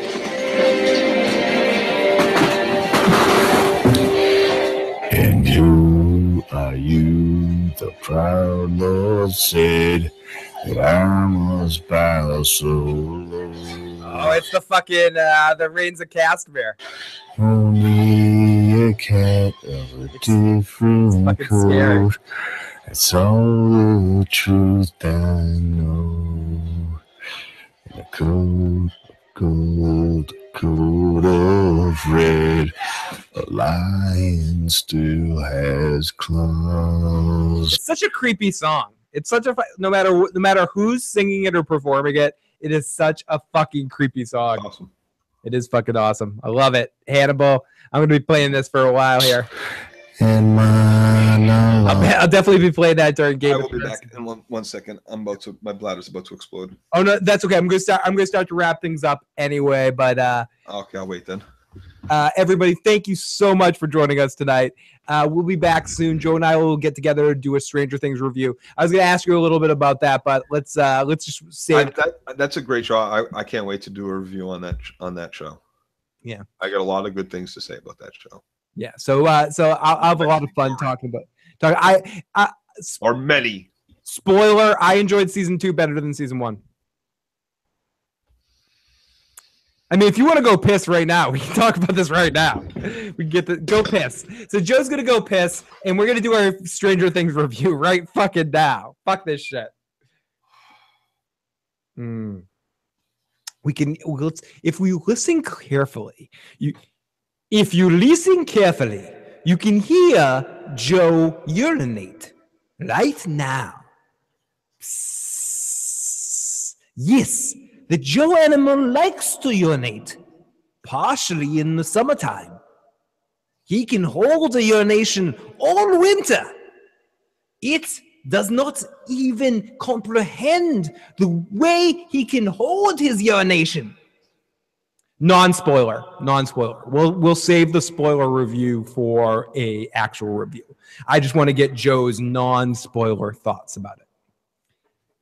It's too ridiculous not to actually do a complete review on it, but we will talk a little bit about some Stranger Things. So Joe. Whoa. So the Joe animal has returned from his urination. I watched him urinate once. Could you hear me? No. Okay. I was joking that we could. Okay, before we set up a little bit of a Stranger Things conversation, we are still going to do a Stranger Things review where we actually get into that happened this season. Joe, just for the safety of this situation, I did this last week too, a little bit too, because I couldn't wait to talk about it. Let's keep this relatively. I'm not going to mention anything about plot or anything like that. I'm just going to talk about actors at this moment. Exactly, and I gave my thoughts last week a little bit. Talk about your thoughts on Stranger Things as a whole. Yep, Rudy was a huge surprise for me. Loved his performance in this. Love his performance in just about everything I've ever seen him in. Exception being maybe Rudy, even though he wasn't bad. Just I didn't really like that movie. And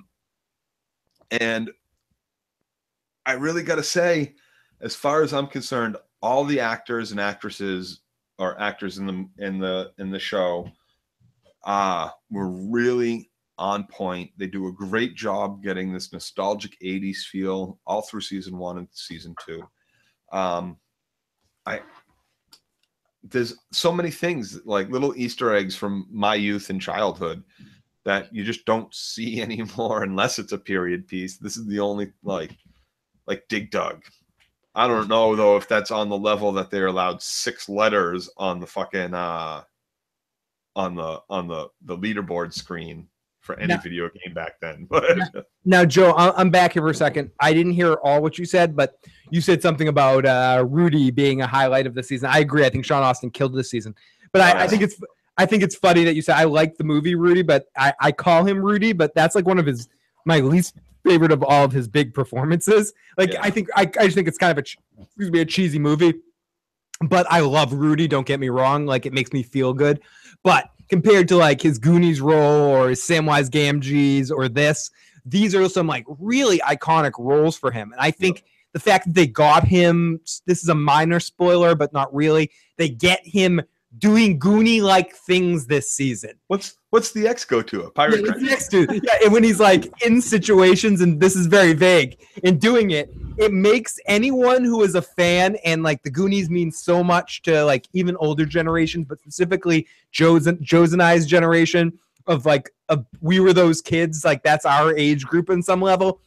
So like the Goonies mean so much to us. To have Sean Astin there doing stuff and doing Goonie-like things is so fucking amazing. And this is the one thing I'll say. I heard you talking about nostalgia and stuff. This is one of the reasons why I like season 2 better than 1. And we'll talk about this more when we get a whole review. I feel like this season was a little lower on the nostalgia. Oh, hey, look at like we're in the 80s. It's cool. They had their moments, the Dig Dug, a couple of the music choices and stuff like that. But compared to season 1, where I think they were all about it. This season, I felt like dialed that back a lot. And I feel like the narrative of the season was a little bit tighter. Now, some people, I've seen some criticism about product placement in this.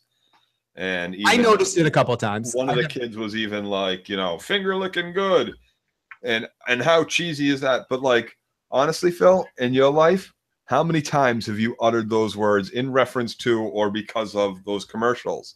The main one is the Lay's potato chips. I bet I could just eat one. Right. Or once you pop, you can't stop. You can't eat just one. These are things like it shows you just what advertising has done to us. Like we still quote some of these things in everyday life when you're at lunch with your friends, or you're deciding, Like, who wants KFC? You know, someone in the office is going to chime up with it's finger licking good. So this is not like this is out of the realm of actual, like, you know, real writing, because that's something that, and then like, I think like right after that scene, like the next day or some shit like that, Katie was actually eating some potato chips and she's like, I can't stop. And I was like, you can't have just one, and they were Lay's, you know, like people do this. People quote these fucking advertisements. We do. I thought it was intricate. I thought it was put in pretty well. Yeah, pretty well. Yeah, for the most part. And I think in general, Sean Austin not stole this season, but he was exceptionally well done. Him and the older boy from last season, her boyfriend from last season. Yeah, he's awesome, and I think the kid that Will had a really good season too. The kid that was in the Upside Down for most of last season. Yep. I think a lot of it had to do with how good he was going to be coming out of last season and the choices that they made. And we'll talk more about this in our spoiler review. But the choices that they made with him this season to reflect what happened last season, I think was a very good choice, and made his journey this season very interesting for me. It's funny too, because there were a lot of points in this season where you see the writing going a certain way, and the Duffer Brothers completely set up more than a few moments in the main plot and storyline where you see it going a certain way and you're like, oh, fuck, this is that cliche bullshit. This is what's going to happen next. And the writing doesn't just not do what you're expecting kind of it to do, but it doesn't like just blatantly do the opposite either. These moments are then take you in a direction that's completely original and not just the opposite of what you'd expect. The only... Like, you know how like in a movie, like Jason or Freddy will come out and the kids run out to the car. What happens? The car doesn't start and they can't get out and they all die or whatever, right? Or the alternative would be like the exact opposite. The car starts and they get away. But they ended up writing these moments in this season that completely went a direction you wouldn't expect, or even like, they did a great job avoiding cliche landmines while all the while setting them up in this 80s style that you see them coming and you're like, oh my God, is this actually just an... The only thing in the... I'll talk about it in the spoiler review. Patricia says, pretty great to see you. I loved episodes 1 through 4, 5 through 7, not so much. 8 and 9 were awesome. 8 and 9 I think the season ended. The conclusion of the season was very well done, and I agree the first 4 kind of built things up really well.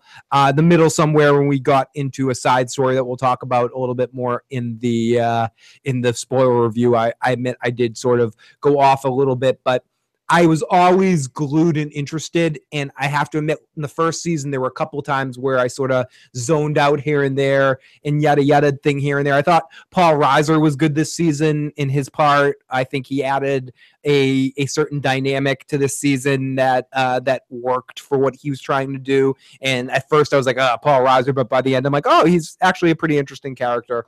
And so I thought in general it was really good. All the kid actors didn't fall into too many cliche traps, and I'm talking around like a lot of spoiler type things, but in general, you do get to meet what's his name, fuck,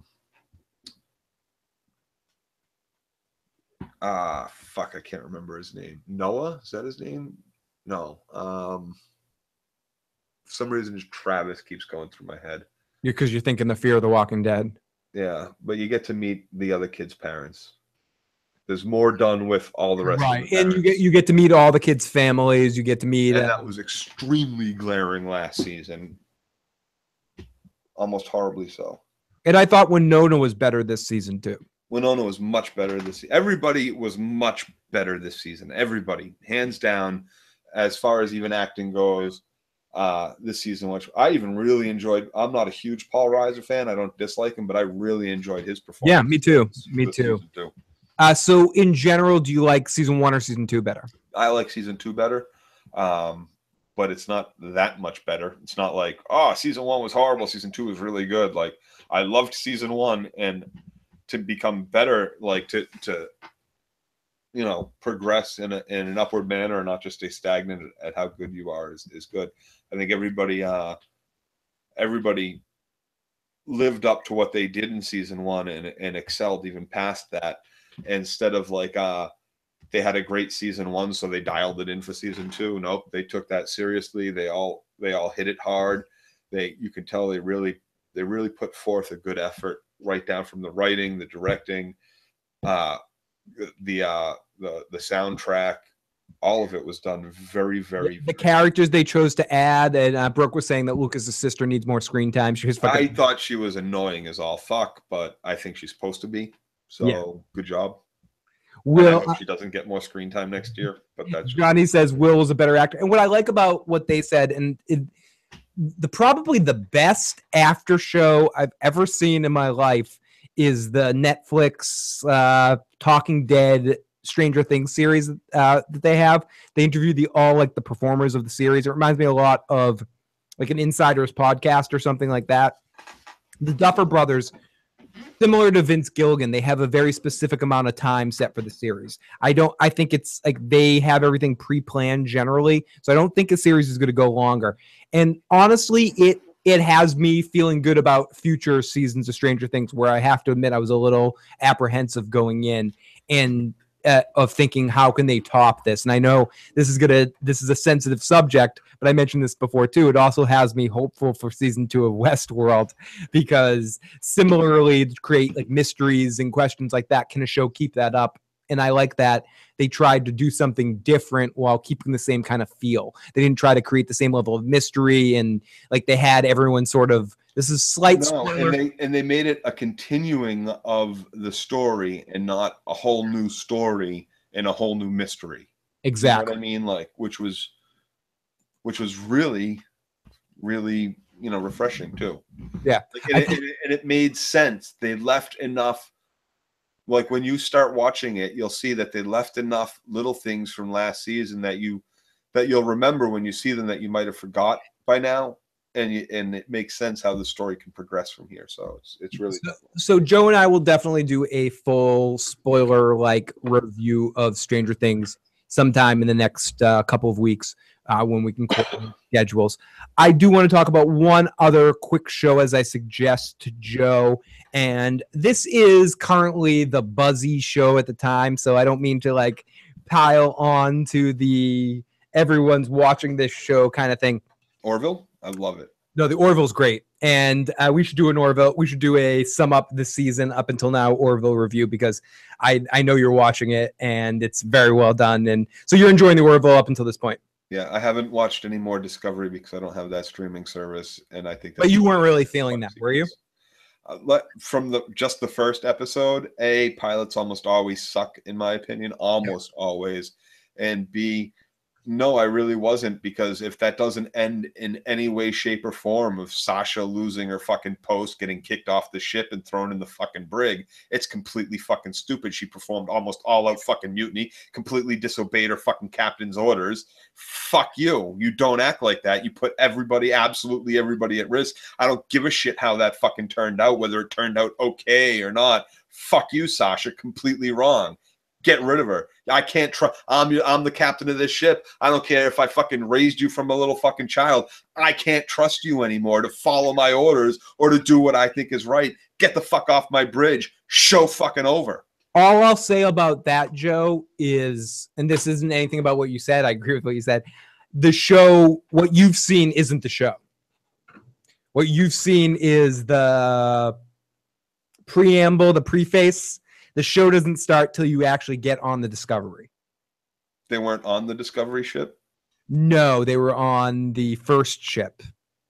What was the name of it? I forget what it was called. It was called the fucking Discovery. No, it wasn't. It was called the... Someone tell me. Ian, are you in the live chat? Tell me. I don't know. Why? So if that's not the Discovery and the show doesn't start till they're on the Discovery, why the fuck would Sasha even be there? Like, once that gets put in Captain's log and goes back to fucking Starfleet fucking pulls her, demotes her, gets her off a fucking ship, doesn't allow her to be a fucking science officer. Spoiler alert. That's straight up fucking mutiny. Spoiler alert, Joe. Spoiler alert. You ready? Yeah.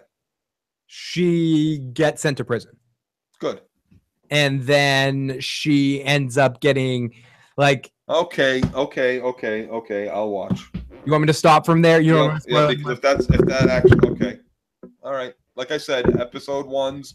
You can't judge a whole season by episode 1. I would have continued watching, but I don't have the CVS. She goes to prison, then some shit yada yadas, and she ends up on the Discovery. Bullshit. Fuck that yada yada bullshit. You're never back on another Starfleet. You performed mutiny. You disobeyed direct orders. Jazzy Gabriel. You assaulted your fucking captain.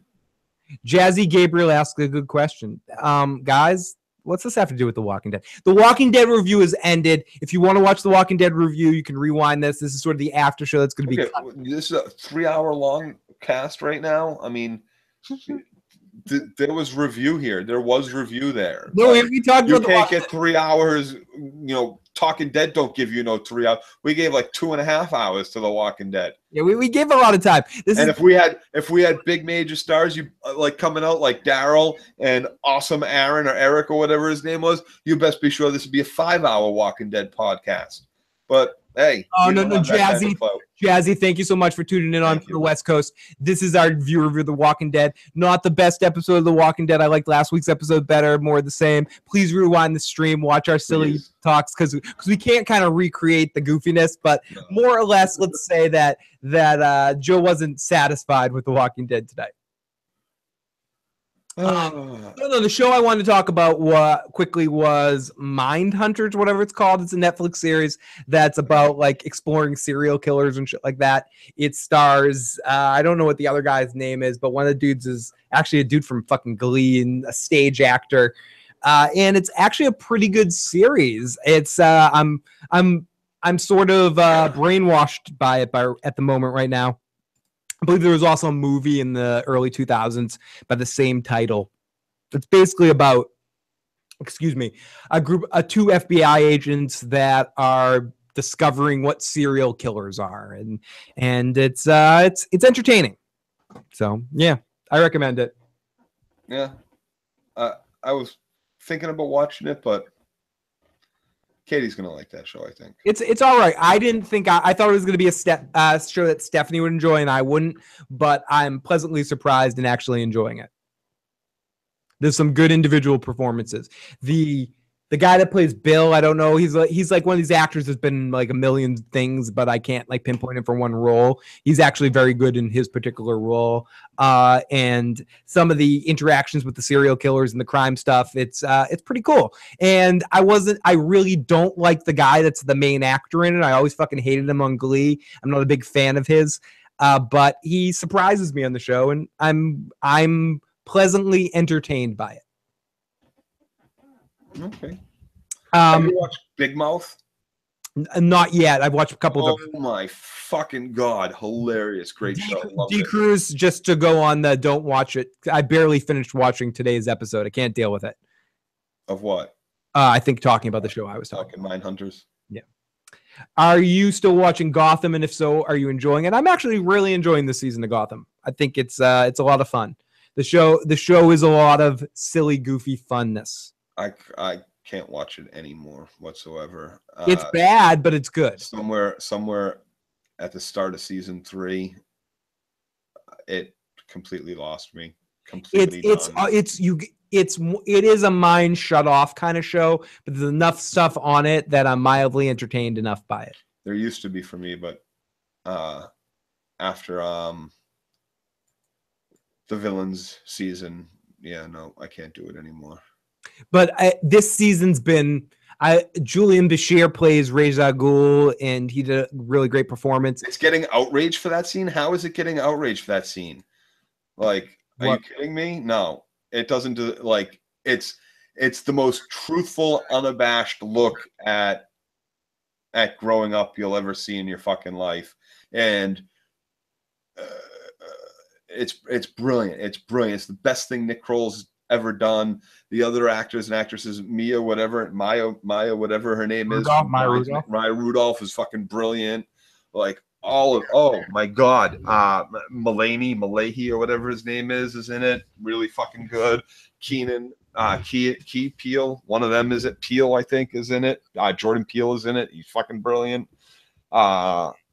Just there's so much about that show that's really good that any outrage given for that scene is obviously lost on anybody who's upset. Like, they're obviously not worth the time to listen to because they don't get it. Like, no. Just straight no, it does not deserve any of the fucking outrage. It's supposed to be outrage. You're supposed to be in awe of that scene. It's supposed to make your jaw hit the floor. It hits the fucking mark. It does not lose any of its humor or brilliance or truth behind any of this shit. And that's one of the things about this show. As silly and as over the top as it is, I guarantee you every motherfucker out there that's watching it is, and especially if you're watching it with your girlfriend or your boyfriend and they're sitting on the couch next to you, you're grabbing your fucking head and you're going, oh my God, I did that. Oh my God. At least a couple times during this whole fucking show. So there's no way you're not. This is one of the most outrageously true to life, over the top, yet still somehow true to life fucking cartoon shows I've ever fucking seen, and it's brilliantly done. So it's almost like you feel the way about this show as I feel about BoJack Horseman. Yeah, I guess if that's how you feel about BoJack Horseman. BoJack Horseman to me is still I only watched I think 1.5 episodes of BoJack. I feel like that's the greatest like television from a drama comedy standpoint besides South Park for like, you know, satirical whatever South Park does. But like from like a drama series like I feel like it's interesting that both Netflix series is my point. Yeah. This is great. This is really well done. I've been raving about it. There's a couple of things that are a little bit over the top, but they fit perfectly. They don't ruin the flow of the show. If your jaw hit the floor and you were disgusted, it's probably meant to be that way, but you're probably also like, you're disgusted because it was you. Yeah. Jazzy asks, because they're telling the story of your life. Jazzy asks how we felt about Stranger Things. We talked about that a little bit, but both of us loved it, and we will be doing a spoiler Stranger Things review sometime in the next couple of weeks. So make sure you're subscribed and also signed up in the notifications with the bell so you can find out when we go live. And Joe and I will be live sometime in the next couple of weeks. We'll coordinate and figure out when to do it, but we'll be doing a Stranger Things spoiler review where we're talking about shit that happens on this season. Netflix isn't hitting a home run with animation shows, though. Let's not forget Jaden Smith's anime. I don't think I watched that. Atari Dad. Oh, dude, fun family. F is for Family. Fucking amazing.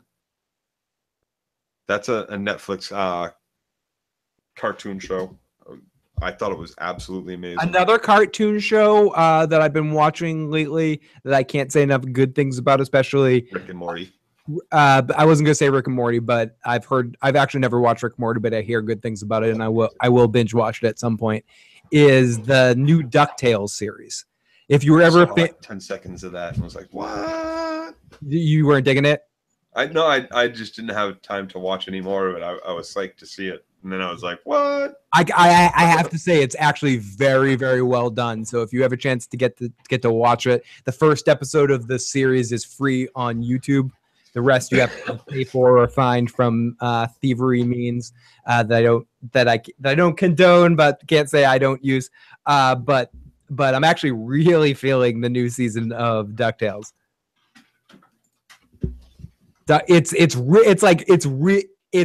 how I want Disney cartoons. Like I want like a goofy cartoon in the same style. I want like this creative team to like reinvigorate the Disney animation crew, because Donald is a huge character on it, and it's a lot more connected to the old Duck comics than even the original DuckTales cartoon was, which Donald wasn't a big part of that, and it didn't necessarily hold a lot of credibility to the old the Duck series and stuff. I know some people might not know what I'm talking about, but Disney were comic books, the Duck series where Scrooge really originally made his statement, and Donald was a big part of those. Eventually that got turned into DuckTales, and it was a little bit, I mean, I like the 90s DuckTales, but it wasn't necessarily a true representation of the Disney comic. And the DuckTales series that is on right now is a little bit more of a true representation of that comic in the same crazy style, and Donald's a big part. Scrooge is amazing. I can't say enough good things if you're a DuckTales fan or you're a Disney. I was a huge DuckTales fan. So up until I liked Darkwing Duck too, but I didn't think Darkwing deserved his own spin-off. Atari says DuckTales is good, but Disney kind of fucked the show with the order that they're airing the episodes in.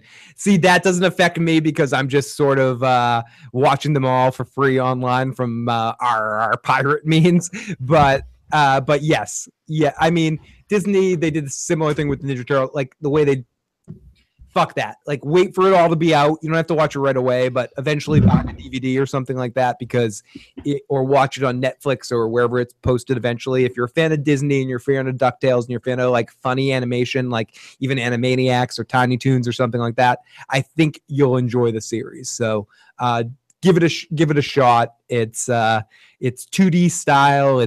It's over the top. It's crazy. It's fun. It's interesting. It feels like DuckTales and it feels like something new. So I do recommend it. So everybody, thank you so much for tuning in tonight. We really do appreciate it. And yes, we will be back next time to talk more. Joe and I will be back soon to do a Stranger Things review and maybe to do an Orville review at some point too. Now that I know Joe's actually watching Orville every week. Oh yeah, we can maybe do some Orville reviews. So it's been confirmed that Orville is renewed for season 2. So I think if you're a Star Trek fan, if you're a sci-fi fan, considering especially if you're a next gen fan. No, but I'm saying just in general, even though you're not watching it, and you like with both series on right now, like we're setting up where there's a lot of Star Trek fans that are like either saying they're like Team Orville or Team Discovery. Like when it really comes down to it, I'm excited that we've gone from the 90s where we had like so many different sci-fi things with Babylon 5, Star Trek, Deep Space Nine, Deep Sea Vehicle, there was a lot. Like the Stargate or whatever the renewal. I guess that was the end of the 90s. I think that was more 2000s, but I'm not positive. And that other remake that we got too, and like there was like a lot of sci-fi shit that was going on in the 90s. Then we had a long gap of sci-fi, and superheroes were more the thing. Procedural action shows, procedural cop shows. So it's good to see that right now, and for like even the next season, for at least these 2 years, maybe they'll go on for 3 years, but at least 2 years, that we're getting 2 legitimately good sci-fi shows. One that's more comedy centric, that has the feel of Next Generation, and one that's a little bit different and a little bit more serial and episode to episode, and has a little bit more of a later Enterprise, Deep Space Nine kind of vibe to it. Yeah. So it's a good time to be a fan of both series. So everyone, thank you so much for tuning in. We'll be back very soon to talk about some more bullshit. Thank you. If you haven't already, hit the like button, hit the subscribe button, share it with a friend. And if you've watched this second part, you're probably the only people that will ever watch this because I'll cut it off at the end of the Walking Dead review. But anyways, everyone, talk to you soon. Love you guys. Peace. Later.